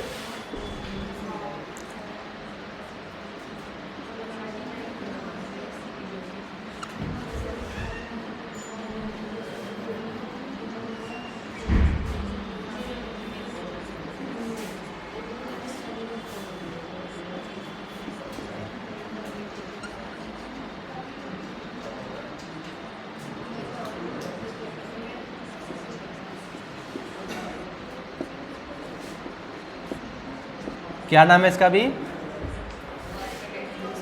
Phosphatidic acid. डाईएसिल ग्लिसरॉल था, अगर मैं एक और फैटी एसिड की चेन लगा देता यहाँ पे तो इसका नाम हो जाता ट्राई एसिल ग्लिसरॉल, लेकिन मैंने उस तीसरी चेन की वजह क्या लगा दिया, वहाँ पे फॉस्फेट लगा दिया।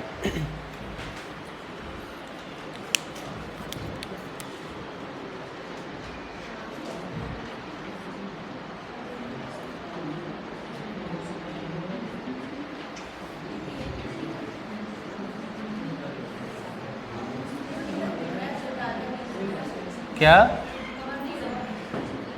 नहीं हो रहा कवर, ये इनोसिटोल तक आ रहा है क्या, ठीक है, उससे आगे लिखना भी नहीं है अभी।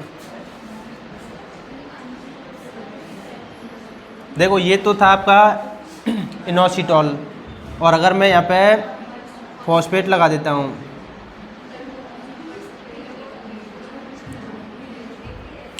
इस इनोसिटोल को मैंने इसके साथ में अटैच कर दिया,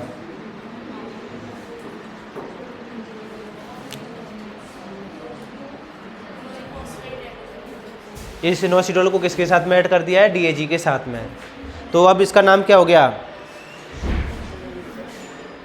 क्या नाम, क्या अभी इसका नाम हो गया PIP2।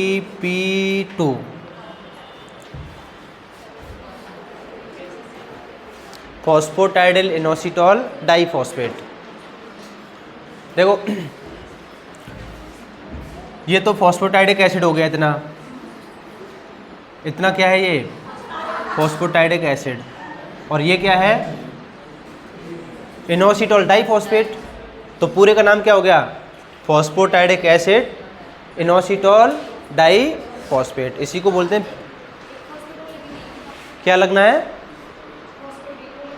क्यों 3 है या 2 हैं, PIP2 में कितने हैं, 2 है ना।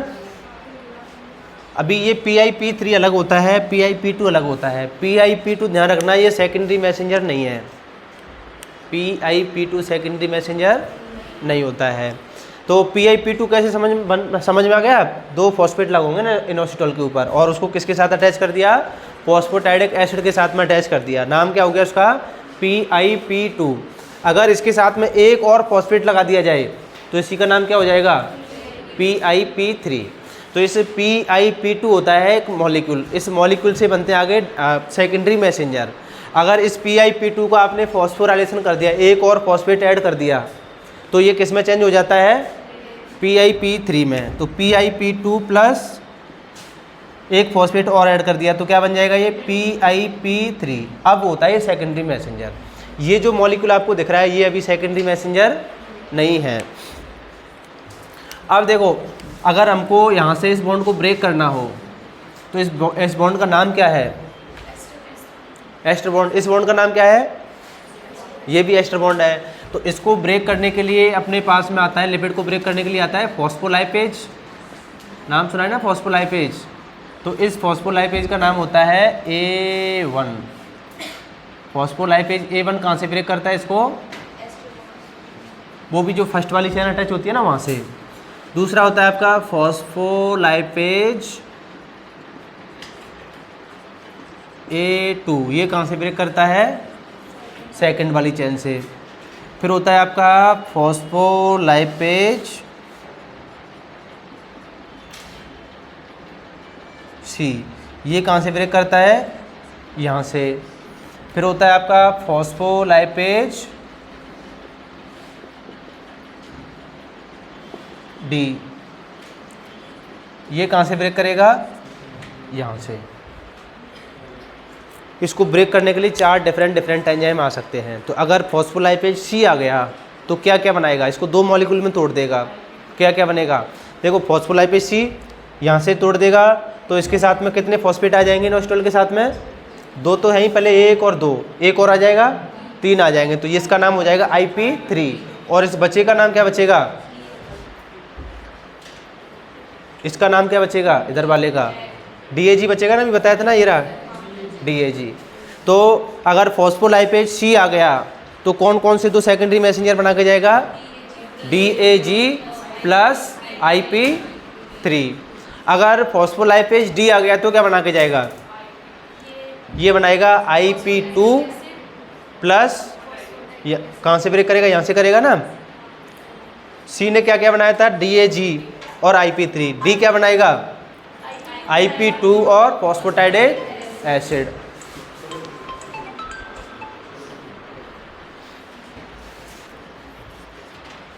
और A1 क्या बना सकता है? फैटी एसिड की चेन बनाएगा ना, उस केस में सेकेंडरी मैसेंजर नहीं बनते। अगर कोई फॉस्फोराइल काइनेज आ जाए, काइनेज का फॉस्फोराइलेशन कर दे PIP2 का, तो क्या बन जाएगा? ये IP3 या PIP3? PIP3। देखो ये बनाया ना, PIP2 का जब फॉस्फोराइलेशन हो जाएगा तो PIP3, ये भी सेकेंडरी मैसेंजर है। तो ये PIP2 3 सेकेंडरी मैसेंजर बना सकता है। कौन कौन से? IP3, DAG और PIP3। तो IP3 DAG तो इसके टूटने से बनते हैं और PIP3 इसके फॉस्फोराइलेशन से बनते हैं। समझ में आ गई बात? ये स्ट्रक्चर मैंने आपको बता दी है। ये समझ में नहीं भी आए तो चलेगा ना, बताइए इसलिए क्योंकि जब PIP2 है ना, ये PIP3 भी बनाता है और IP3 भी बनाता है। तो आपको उस टाइम पे कन्फ्यूजन रहेगा कि PIP3 में IP3 में क्या डिफरेंस है। समझ में आ गई बात? IP3 केवल इनोसिटोल के साथ में 3 फॉस्फेट लगे हैं और PIP3 इस पूरे को मिला के है PIP3। समझ में आ गई बात? तो इसको एक बार उतार लो, बाकी समझ में नहीं भी आए चलेगा, क्योंकि ये केवल आपको डिफरेंस बताने के लिए बताया था मैंने ना, PIP3 में और IP3 में क्या डिफरेंस है।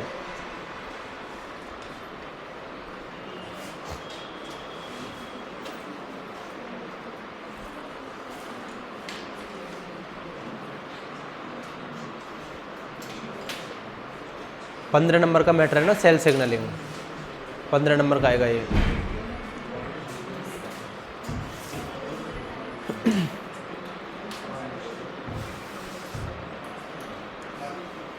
तीन घंटे की 3 क्लास में लगभग हो जाएगा ना, मैक्सिमम 4 क्लास।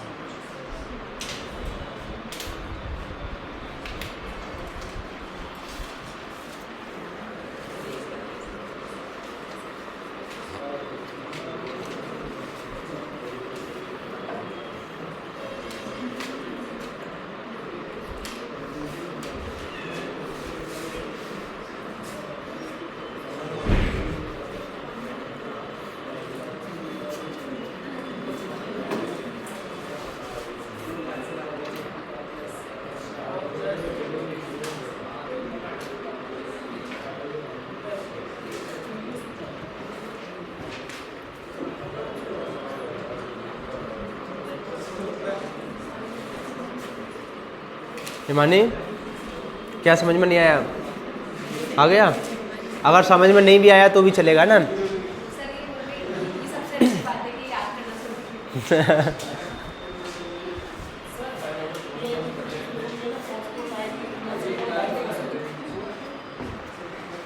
बताया इसलिए क्योंकि जैसे सबको याद नहीं करना है, जिसको आगे टीचिंग फील्ड में जाना है उसको याद करना पड़ेगा, बाकी नेट में याद नहीं भी करोगे तब भी काम चल जाएगा आपका। आप चाहो तो लिख सकते हो कि इनकी स्ट्रक्चर याद नहीं करनी है।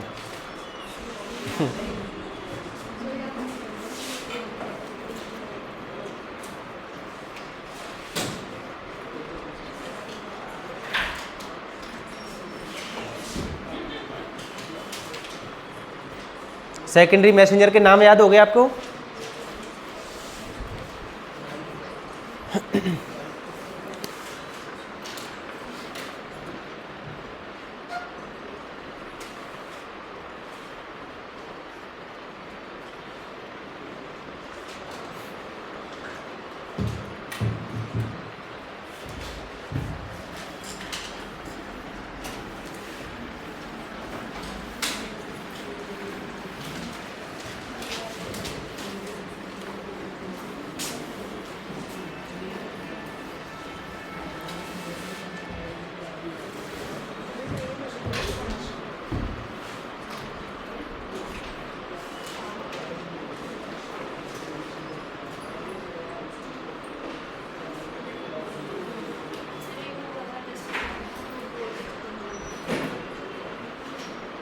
मैग्नेट वाला आता है, वो आता है। वो क्या है कि बोर्ड वगैरह में ऐसे मैग्नेट या लोहे का कुछ सेट करवा लेते हैं ना, फिर वो चिपक जाता है। फिर वो वैक्यूम वाला आता होगा, वो पीछे रबड़ का वो आता है ना लगा हुआ, वो वैक्यूम की तरह काम करता है। अरे ये दुकान वगैरह पे कपड़े वगैरह टांगते हैं ना, कपड़े टांगने के लिए हैंगर वगैरह लगाते हैं, तो कहीं भी दीवार पे टांग देते हैं। आजकल ब्रश वगैरह भी आती है ना मंजन करने की, वो दीवार पे टंग जाती है ऐसे, नहीं देखी? जो ब्रश आती है ना किड्स वगैरह की, छोटे बच्चों की, तो वो ऐसे हाँ गोल गोल टाइप में होती है। हाँ तो वैक्यूम बेसिस कार में जो पर्दे लगा वो लगाते हैं, ब्लैक कलर ब्लैक सीट वगैरह लगाते हैं, तो वो भी ऐसे ही वैक्यूम की तरह काम करता है वो। तो ये स्ट्रक्चर पे ज़्यादा फोकस नहीं करना है आपको। कुल मिला के आपको ये याद रखना है कि अगर फॉस्फोलाइपेज सी आ गया तो क्या क्या बना के जाएगा। अगर फॉस्फोलाइपेज सी आ गया तो क्या क्या बनेगा, ये लिख लेना आप, है ना, IP3 प्लस DAG, क्योंकि ये लौट के आएगा। फॉस्फोलाइपेज सी आता है तो क्या बना के जाता है, ये PIP2 को किस में चेंज कर देता है, IP3 प्लस DAG में चेंज कर देता है। अगर आपको स्ट्रक्चर नहीं पता है चलेगा, लेकिन ये याद रहना चाहिए। फॉस्फोलाइपेज सी आ गया तो क्या करेगा, PIP2 को IP3 प्लस DAG में चेंज कर देगा, और दोनों के दोनों क्या है, ये सेकेंडरी मैसेंजर की तरह काम करते हैं।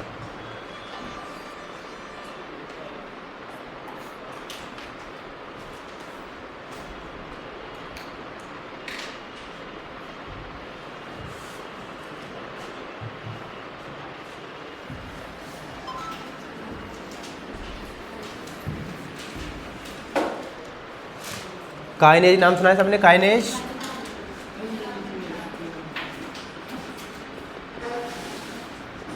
काइनेज क्या होता है? काइनेज एक ऐसा एंजाइम होता है जो किसी का फॉस्फोराइलेशन करता है, और फॉस्फेट कहाँ से लेके आता है फॉस्फोराइलेशन के लिए, ATP से लेके आता है ना, मतलब डोनर से लेके आता है और रिसिपिएंट के ऊपर ट्रांसफ़र कर देता है। डोनर मोस्टली कौन होता है, ATP होता है। तो काइनेज में लिखो,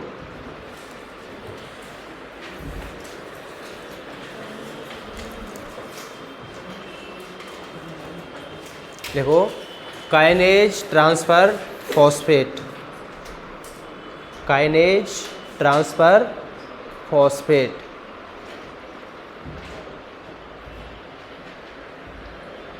from donor to recipient, from donor to recipient, from donor to recipient. Donor is mostly ATP. Donor is mostly ATP.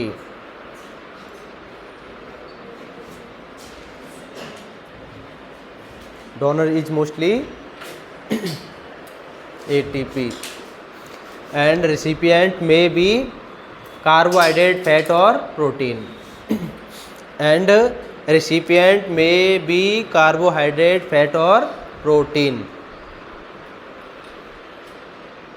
carbohydrate, fat और प्रोटीन।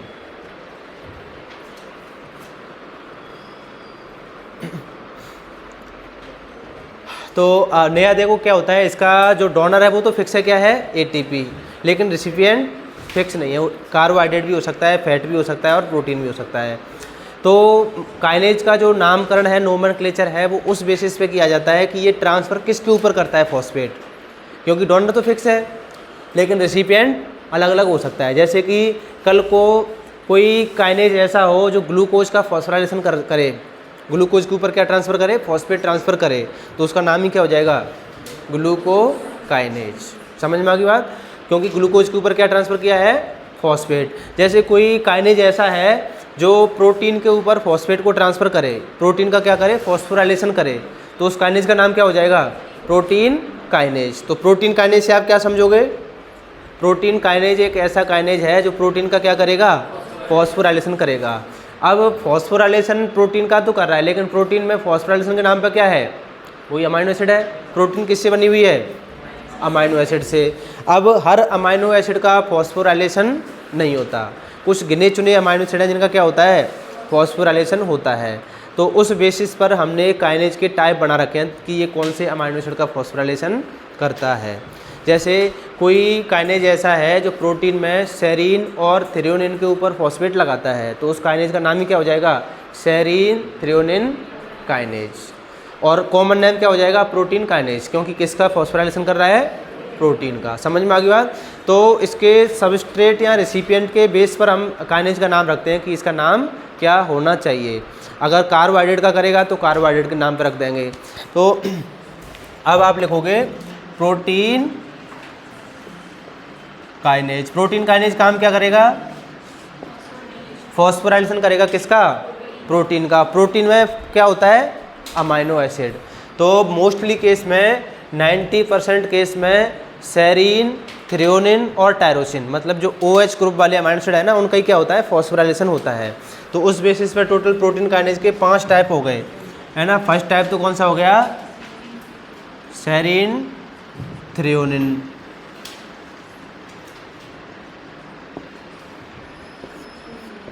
सेकंड टाइप हो गया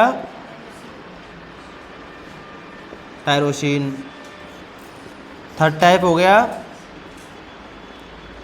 सेरीन थ्रेओनिन और टायरोसिन। चौथा, पांचवा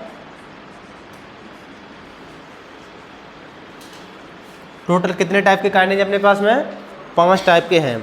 कुछ काइनेज ऐसे होते हैं जो प्रोटीन के ऊपर सेरीन और थ्रेओनिन का ही क्या करते हैं, फॉस्फोराइलेशन करते हैं, कुछ केवल किसका करते हैं, और कुछ ऐसे भी होते हैं जो सेरीन, थ्रेओनिन, टायरोसिन तीनों का ही कर सकते हैं। इसको बोलते हैं हम ड्यूअल एक्टिविटी काइनेज। दो एक्टिविटी है ना, सेरीन थ्रेओनिन वाली भी और टायरोसिन वाली भी, तो इसका नाम क्या हो गया, ड्यूअल एक्टिविटी काइनेज।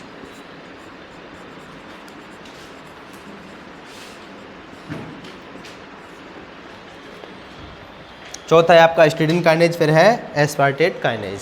ये 5 टाइप के हैं ना काइनेज। देखो काइनेज समझ में आ गया क्या होता है, जो किसी का क्या करे, फॉस्फोराइलेशन करे, और जो प्रोटीन का करे वो प्रोटीन काइनेज। ये हो गए आपके काइनेज के टाइप।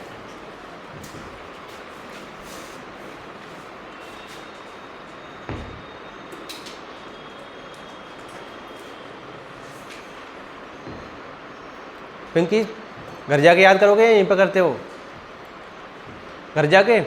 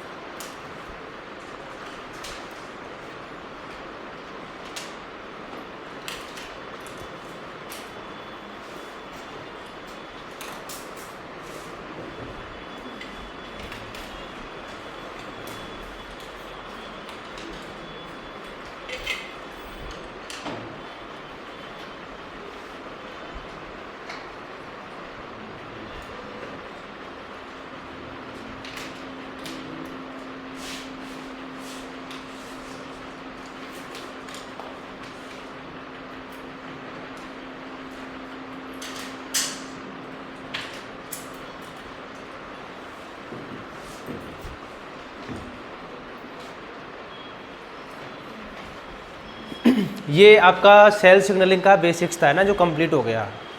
देखो सारी बातें हमने काम की नहीं है, अपने काम की केवल यही बातें हैं। सेल सिग्नलिंग में क्या होगा, 3 कंपोनेंट होते हैं ना सेल सिग्नलिंग के। सबसे पहले तो क्या होगा, एक सिग्नल मॉलिक्यूल होगा जिसको हम लिगैंड भी बोलते हैं। दूसरा उसका रिसेप्टर होगा। तीसरा, जब सिग्नल मॉलिक्यूल रिसेप्टर के ऊपर बाइंड करेगा तो बदले में सेल कुछ रेस्पॉन्स शो करेगी, तो तीसरा हो गया रेस्पॉन्ड। तो सिग्नल मॉलिक्यूल, रिसेप्टर और रेस्पॉन्ड 3 कंपोनेंट हो गए इसके, है ना। फिर हमने देखा इसके टाइप कितने होते हैं ना सिग्नलिंग के, तो 4 टाइप के बताए थे आपको। सबसे पहले पैराक्राइन में क्या होता है, एक सेल के द्वारा सिग्नल मॉलिक्यूल को रिलीज़ किया जाता है और वो अपने अड़ोसी पड़ोसी जो सेल होंगे उन पर जाके उनका क्या मिलेगा, रिसेप्टर मिलेगा, उन पर जाके काम करेगा। दूसरा बताया आपको कौन सा, जक्स्टाक्राइन। पैराक्राइन में एग्जाम्पल क्या क्या बताया आपको, WNT और हैजहॉग सिग्नलिंग, जो हम डेफ बायो में पढ़ेंगे ना वापस से। फिर दूसरा बताया आपका कौन सा, जक्स्टाक्राइन। जक्स्टाक्राइन में क्या होता है, कोई सेल सिग्नल मॉलिक्यूल को रिलीज नहीं करके अपनी मेम्ब्रेन के ऊपर ही लगा लेती है, तो दूसरी नियर बाई सेल को उसके कॉन्टैक्ट में आना पड़ेगा जिसके पास उसका रिसेप्टर होता है।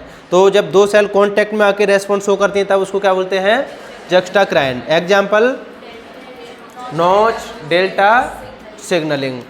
तीसरा बताया आपका ऑटोक्राइन। इसमें क्या होगा, कोई सेल सिग्नल मॉलिक्यूल को रिलीज करेगी और उस सिग्नल मॉलिक्यूल का रिसेप्टर भी खुद के ऊपर ही मिलेगा, तो इसकी सिग्नलिंग को क्या नाम दिया हमने, ऑटोक्राइन सिग्नलिंग। चौथा बताया आपको एंडोक्राइन। इसमें क्या होगा, एक सिग्नल मॉलिक्यूल कहीं से बन के ब्लड स्ट्रीम के थ्रू बहुत दूर वाली सेल पर जाके काम करेगा, इसको नाम दिया हमने एंडोक्राइन। जैसे जो भी आपके हार्मोनल रिएक्शंस हैं वो सब कौन सी उसके थ्रू होती हैं, एंडोक्राइन सिग्नलिंग के थ्रू। फिर आपको बताए सिग्नल मॉलिक्यूल 2 टाइप के होते हैं मान लिए, एक तो ऐसे होते हैं जो सेल मेम्ब्रेन को क्रॉस कर सकते हैं, दूसरे जो सेल मेम्ब्रेन को क्रॉस नहीं कर सकते। एक तो कर सकते हैं, दूसरे नहीं कर सकते। तो जो कर सकते हैं उनमें मोस्टली आते हैं आपके स्टीरॉयड हार्मोन नेचर के। स्टीरॉयड हार्मोन वाले का जो रिसेप्टर है वो कहाँ मिलेगा, इंट्रासेलुलर होगा। एग्जाम्पल क्या क्या बताया इसमें, स्टीरॉयड में एस्ट्रोजन, प्रोजेस्टेरॉन, टेस्टोस्टेरोन, कोर्टिसोल, ये सब कैसे नेचर के हैं, स्टीरॉयड नेचर के हैं। तो इनके केस में सेकेंडरी मैसेंजर बनेगा या नहीं बनेगा, नहीं बनेगा। दूसरे थे आपके कौन से,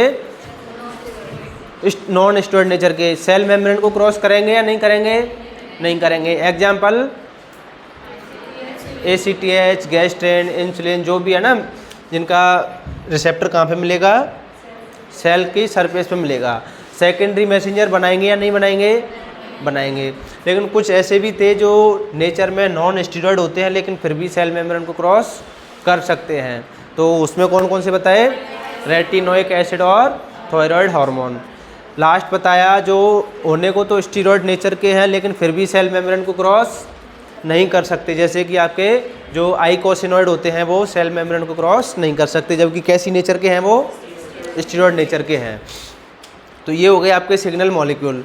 फिर बताया था आपको सेकेंडरी मैसेंजर। सेकेंडरी मैसेंजर में बताया calcium, DAG, IP3, CAMP, CGMP और PIP3। फिर आपको ये भी बताया कि इनका फॉर्मेशन कैसे होता है, समझ में आ गया, स्ट्रक्चर याद हो नहीं हो चलेगा।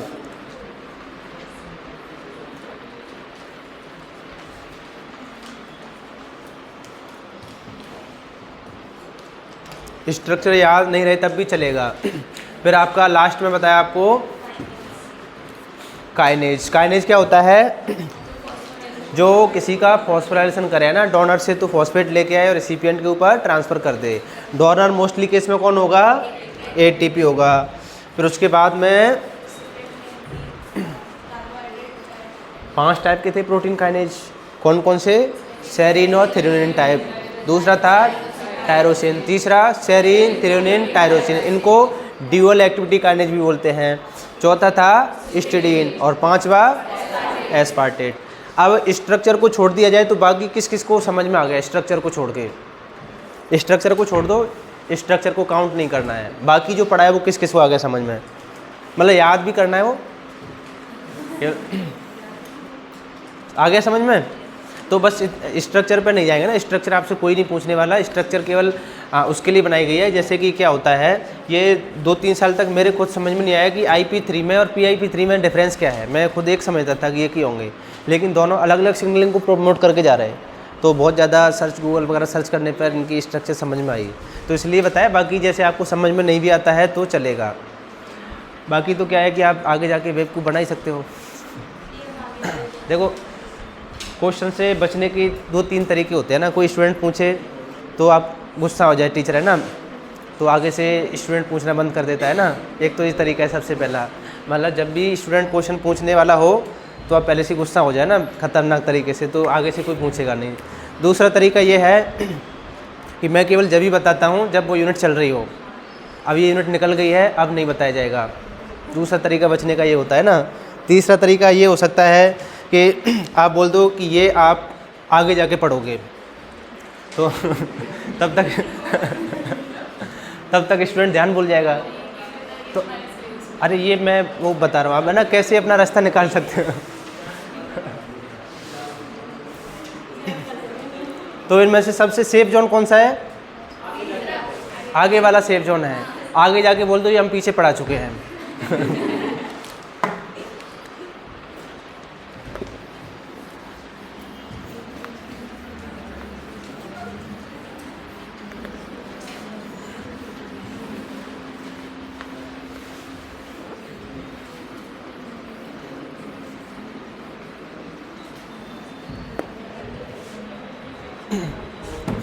सपोज करो आप पढ़ा रहे हो और आपके स्टूडेंट ने आपसे कोई क्वेश्चन पूछ लिया और आपको नहीं आ रहा, तो उस टाइम पे आपकी कंडीशन कैसी होगी? उस टाइम पे क्या करोगे आप? तो देखो, सबसे बेटर तरीका यही है कि आप कोई भगवान नहीं हो कि जो सारे क्वेश्चन आपसे आए हैं ना, मतलब स्टूडेंट्स को बोल सकते हो कि इसको कल देख के अच्छे से बताएंगे, और कल देख के अच्छे से बता दो। और आप वही नर्वस हो गए कि मेरे को तो नहीं आ रहा, क्या करेंगे, तो फिर तो काम नहीं चलेगा। क्योंकि कोई भी टीचर भगवान नहीं हो सकता है ना, सब कुछ किसी को भी नहीं आता।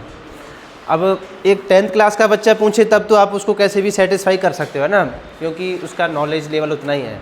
अब यहाँ पे आपको पता है कि बहुत सारे स्टूडेंट ऐसे होंगे कि जिन्होंने मेरे से ज़्यादा पढ़ाई की होगी, तो किसी टॉपिक के वो मेरे से ज़्यादा भी एक्सपर्ट हो सकते हैं। तो ये एक अलग लेवल हो जाता है ना।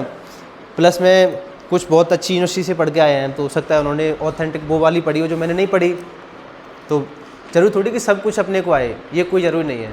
लेकिन फिर भी कुछ टीचर में इतना ईगो आ जाता है कि वो उसी टाइम पे जवाब देने की कोशिश करेंगे, चाहे भले गलत दें कैसे भी दें। मतलब उनकी एक टेंडेंसी होती है कि जवाब इसी टाइम पे देना है, मतलब कैसे भी करके उनका रहता है कि सेटिस्फाई इसी टाइम पे करो। वैसे गलत तरीका है, सही तरीका यही है कि आप कल बता दो, और नहीं भी मिले तो लास्ट में बोल दो कि अपने एग्जाम में नहीं आएगा। लास्ट में ये तरीका सही है। फिर और क्या सपना, और क्या किया जाए बताओ। आ गया तो मैंने बोलता हूँ ना, कौन सा सिलेक्शन रुक जाएगा उसकी वजह से। 75 में से 25 क्वेश्चन करने हैं ना, तो वो वाला करने के लिए है ही नहीं जो अपने को नहीं आ रहा। जो अपने को आ रहा है वो अटेम्प्ट करना है ना। तो अब ये सेल सिग्नलिंग का आपका है ना बेसिक्स हो गया कंप्लीट। अब सेल सिग्नलिंग में सबसे पहले आप डालते हैं GPCR सिग्नलिंग।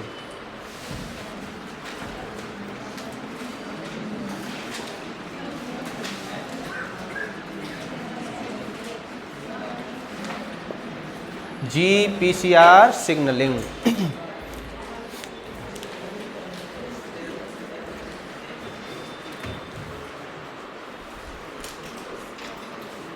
PCR तो नाम सुना होगा ना सबने। क्या होता है PCR का पूरा नाम? Polymerase chain reaction. और जो पुलिस की गाड़ी चेतक घूमती रहती है ना, उसका नाम भी PCR ही होता है। पुलिस की गाड़ी होती है ना, उसको भी PCR बोलते हैं। पूरा नाम नहीं पता क्या होता है क्या? नहीं, जो पुलिस वाली PCR होती है ना, उसका पता नहीं क्या होता है पूरा नाम। चलो, है ना, जिसका GPCR का पूरा नाम क्या होता है? G protein coupled receptor. G protein coupled receptor. अभी केवल GPCR का बेसिक्स पढ़ेंगे, बाकी तो है ना कल पढ़ लेंगे। पहले बेसिक्स समझ में आना जरूरी है ना आपको, सिग्नलिंग चलती कैसे है। देखो अपना फाइनल टारगेट रहता है माने ट्रांसक्रिप्शन फैक्टर को एक्टिवेट करना, क्योंकि हमारा टारगेट है जीन को ऑन कराना, और जीन को ऑन कराने के लिए हमें ट्रांसक्रिप्शन फैक्टर को क्या कराना पड़ता है, एक्टिवेट। तो ओवरऑल अपना फाइनल टारगेट है क्या, एक्टिवेशन ऑफ ट्रांसक्रिप्शन फैक्टर। चाहे कोई सी भी सिग्नलिंग हो, अपने पास 7-8 टाइप की सिग्नलिंग है, सबका फाइनल डेस्टिनेशन क्या होगा, एक्टिवेशन ऑफ ट्रांसक्रिप्शन फैक्टर। तो देखो ये एक सेल होती है, इसके पास में एक रिसेप्टर मिलता है, ये रिसेप्टर है। प्रीति कौन से टाइप का रिसेप्टर होगा, मल्टीपास है तो टाइप 3rd 4th रिसेप्टर होगा ना, टाइप 4। अब ये जो है केवल किसको बताना है, ये ममता आपको ही बताना है ना, यहाँ नहीं, यहाँ ये रहा, ये ER है, और ये ER के अंदर एक रिसेप्टर मिलता है, इधर है C और इधर है N। पहले ममता को बताना ओनली है ना कौन से टाइप का रिसेप्टर होगा, ये कौन से टाइप का होगा, टाइप 2nd। ममता भरी टाइप 2nd बता रही है ममता।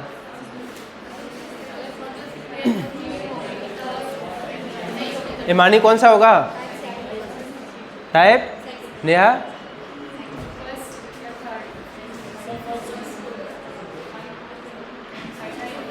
फर्स्ट और सेकंड में से बताना है आपको बस।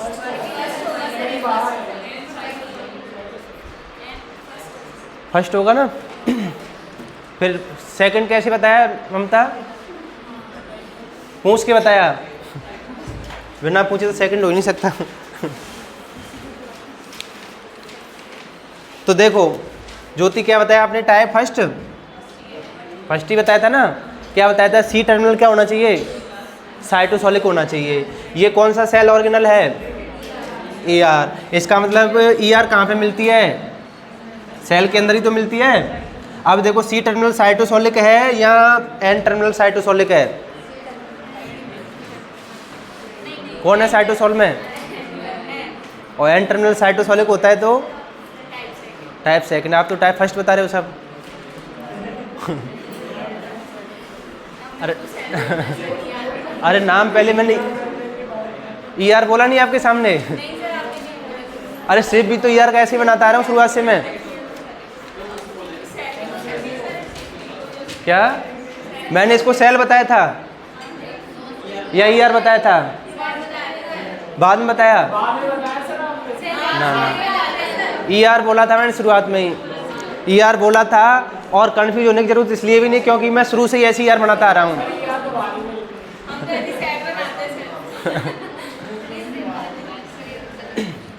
समझ में आ गया।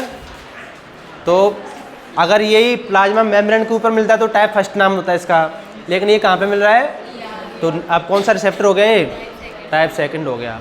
तो इसलिए जो पढ़ा है उसको अप्लाई करना भी बहुत ज़रूरी है।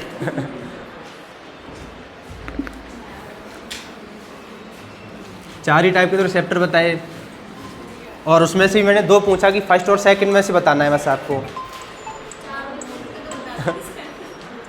हेलो हेलो नमस्ते।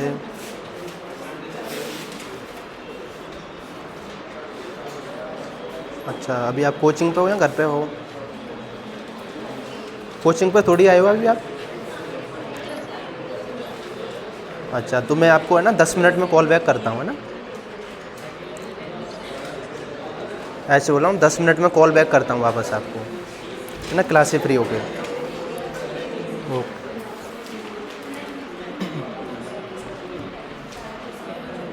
हाँ चलो, है ना, तो उसको लिख लिख के नहीं रखना है, थोड़ा सा उसको अप्लाई करना भी सीखना जो होती है ना। सब कुछ आपको आता है, ये भी पता है ना, C टर्मिनल साइटोसोलिक होता है, सब कुछ पता है, लेकिन फिर भी जवाब गलत दे रहे हो, तो ऐसा नहीं करना है ना आगे से।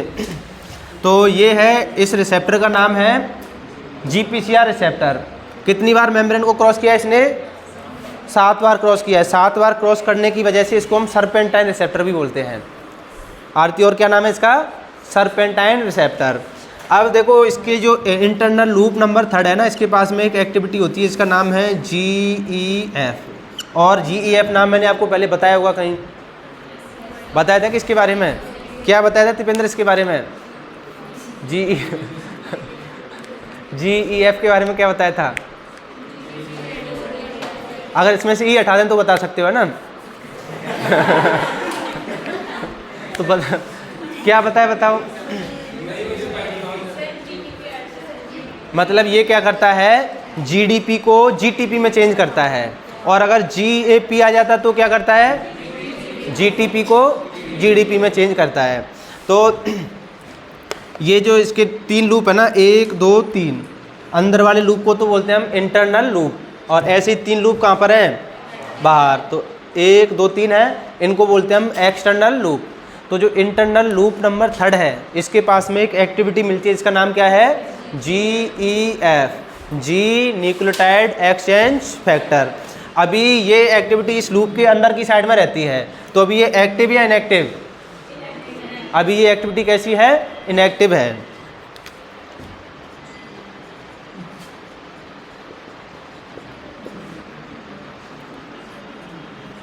फिर क्या होगा यहाँ से आगे,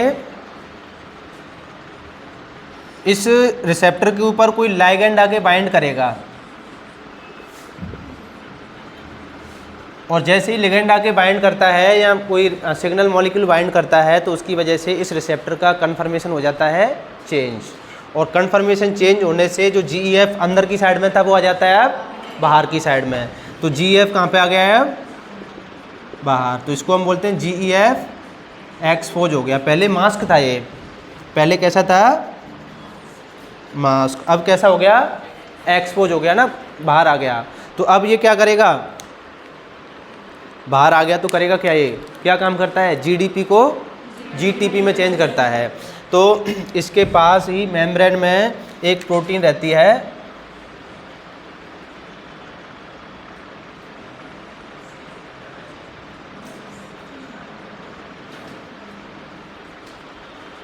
क्या नाम है प्रोटीन का, इसको बोलते हैं हम ट्राइमेरिक जी प्रोटीन।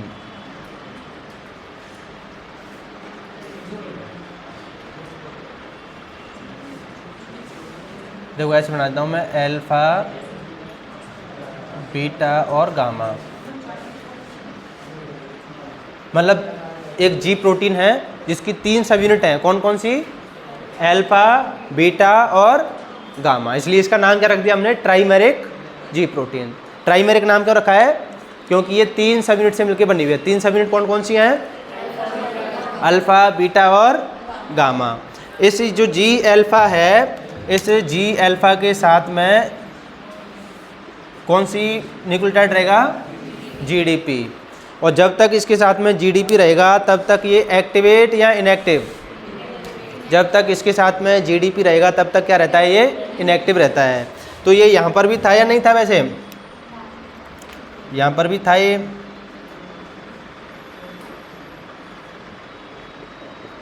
अल्फा बीटा गामा यहाँ पर भी था, लेकिन यहाँ पे GDP होने की वजह से कैसा था, ये इनएक्टिव था। अब जैसे ही ये GEF एक्सपोज होके आ गया, अब ये क्या करेगा, इस GDP को किस में चेंज कर देगा, GTP में। तो ये जो GDP थी वो किस में चेंज हो गई, GTP में चेंज हो गई।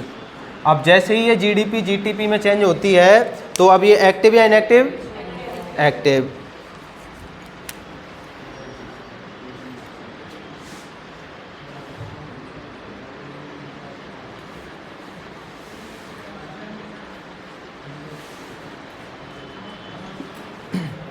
प्लाज्मा मेम्ब्रेन में ही होता है एक इफेक्टर एंजाइम, जैसे मैंने नाम लिख दिया इस इफेक्टर एंजाइम का AC।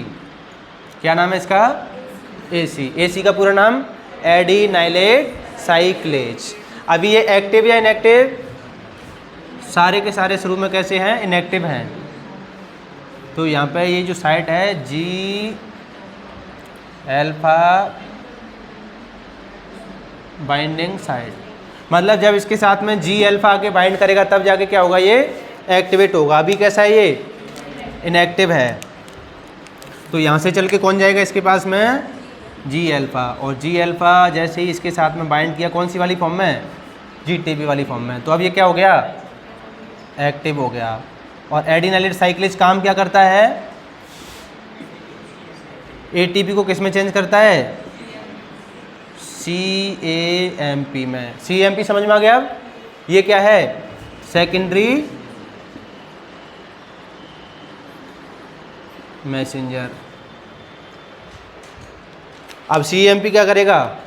ये कहीं दूसरी जगह पे जाएगा चल के, तो ये जाता है कहाँ पे चल के?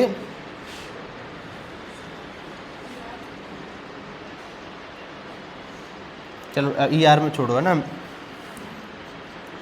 इसको किसी एंजाइम के साथ में बाइंड करा लेते हैं। जैसे कि ये था आपका प्रोटीन काइनेज ए, क्या नाम है इसका? Protein kinase A. अभी एक्टिवेट या इनएक्टिव? अभी कैसा है? इनएक्टिव है। जैसे ही साइक्लिक AMP इसके साथ में आगे बाइंड करेगा तो इसको इनएक्टिव से क्या कर देगा? एक्टिव कर देगा। और प्रोटीन काइनेज ए एक्टिव हो गया तो क्या करेगा? अब ये प्रोटीन काइनेज का काम क्या है? फॉस्फोराइलेशन करने का।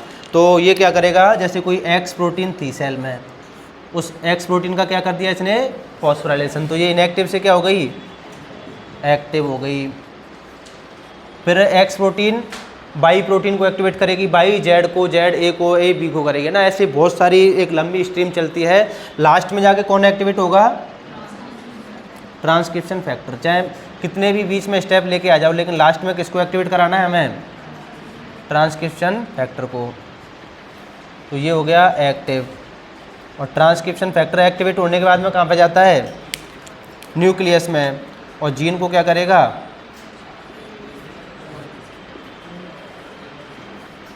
हाँ, तो कितनी भी बड़ी सिग्नलिंग बना लो, लेकिन लास्ट में क्या एक्टिवेट होना है? Transcription factor. और ट्रांसक्रिप्शन फैक्टर क्या करता है? जीन को ऑन करता है। बस समझ में आ गई बात? तो अभी आपको हो सकता है बहुत हार्ड लग रहा हो ये प्रोसेस, लेकिन ये प्रोसेस आपको सपनों में भी आएगी, क्योंकि GPCR के भी इतने टाइप हैं, सब में ये प्रोसेस कॉमन रहने वाली है। समझ में आ गई बात? GPCR सिग्नलिंग में एक GPCR रिसेप्टर होगा। कितनी बार मेम्ब्रेन को क्रॉस करता है? 7 टाइम। 7 टाइम क्रॉस करने की वजह से दूसरा नाम क्या है उसका? Serpentine receptor. उसके इंटरनल लूप नंबर 3 के पास में एक एक्टिविटी है जिसका नाम क्या होता है? GEF activity. और GEF एक्टिविटी का काम क्या रहा है शुरू से ही? GDP को GTP में चेंज करने का। फिर उसके बाद में जैसे ही कोई लिगेंड आके बाइंड करता है तो उसकी GEF एक्टिविटी क्या हो जाती है? एक्सपोज। और GEF एक्सपोज होते ही एक सेल मेम्ब्रेन में दूसरी trimeric G protein, G alpha beta gamma, उसकी GDP को किस में चेंज कर देगी? GTP में। जैसे ही G अल्फा की GTP चेंज हो जाती है तो वो किसके पास में जाता है? अपने इफेक्टर एंजाइम के पास में।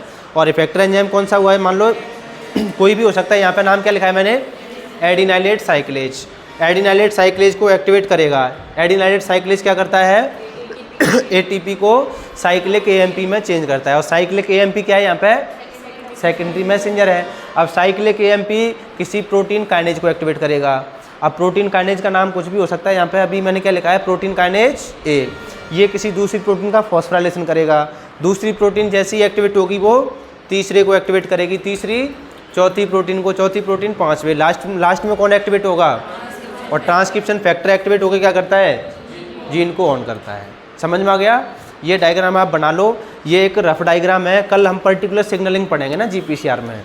ये तो एक कॉमन सिग्नलिंग है ना जो हर GPCR में काम आएगी। हर टाइप की GPCR में काम आएगी ये।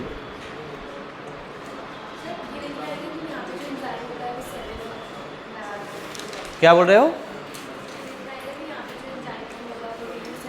अभी केवल आप डायग्राम बना लो। ये एक कॉमन सिग्नलिंग है, ये कोई पर्टिकुलर सिग्नलिंग नहीं है ना GPCR में। क्या? वैसे आपको अगर ध्यान हो तो मैंने आपको CFTR चैनल पढ़ाए थे, नाम ध्यान है CFTR का? क्लोराइड का, किस क्लोराइड का चैनल था ना CFTR। तो उसमें आपको बताया था ना कि ये cyclic AMP mediated protein kinase A इसको फॉस्फोराइलेट करता है रेगुलेटरी सब यूनिट को, तब जाके चैनल ओपन होता है।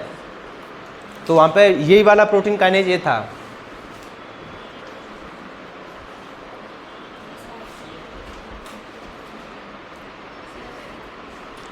आज इतना ही पढ़ेंगे ना, मतलब फिर समझ में आएगी नहीं, सिग्नलिंग थोड़ी ज़्यादा हो जाएगी आपके लिए, हैं?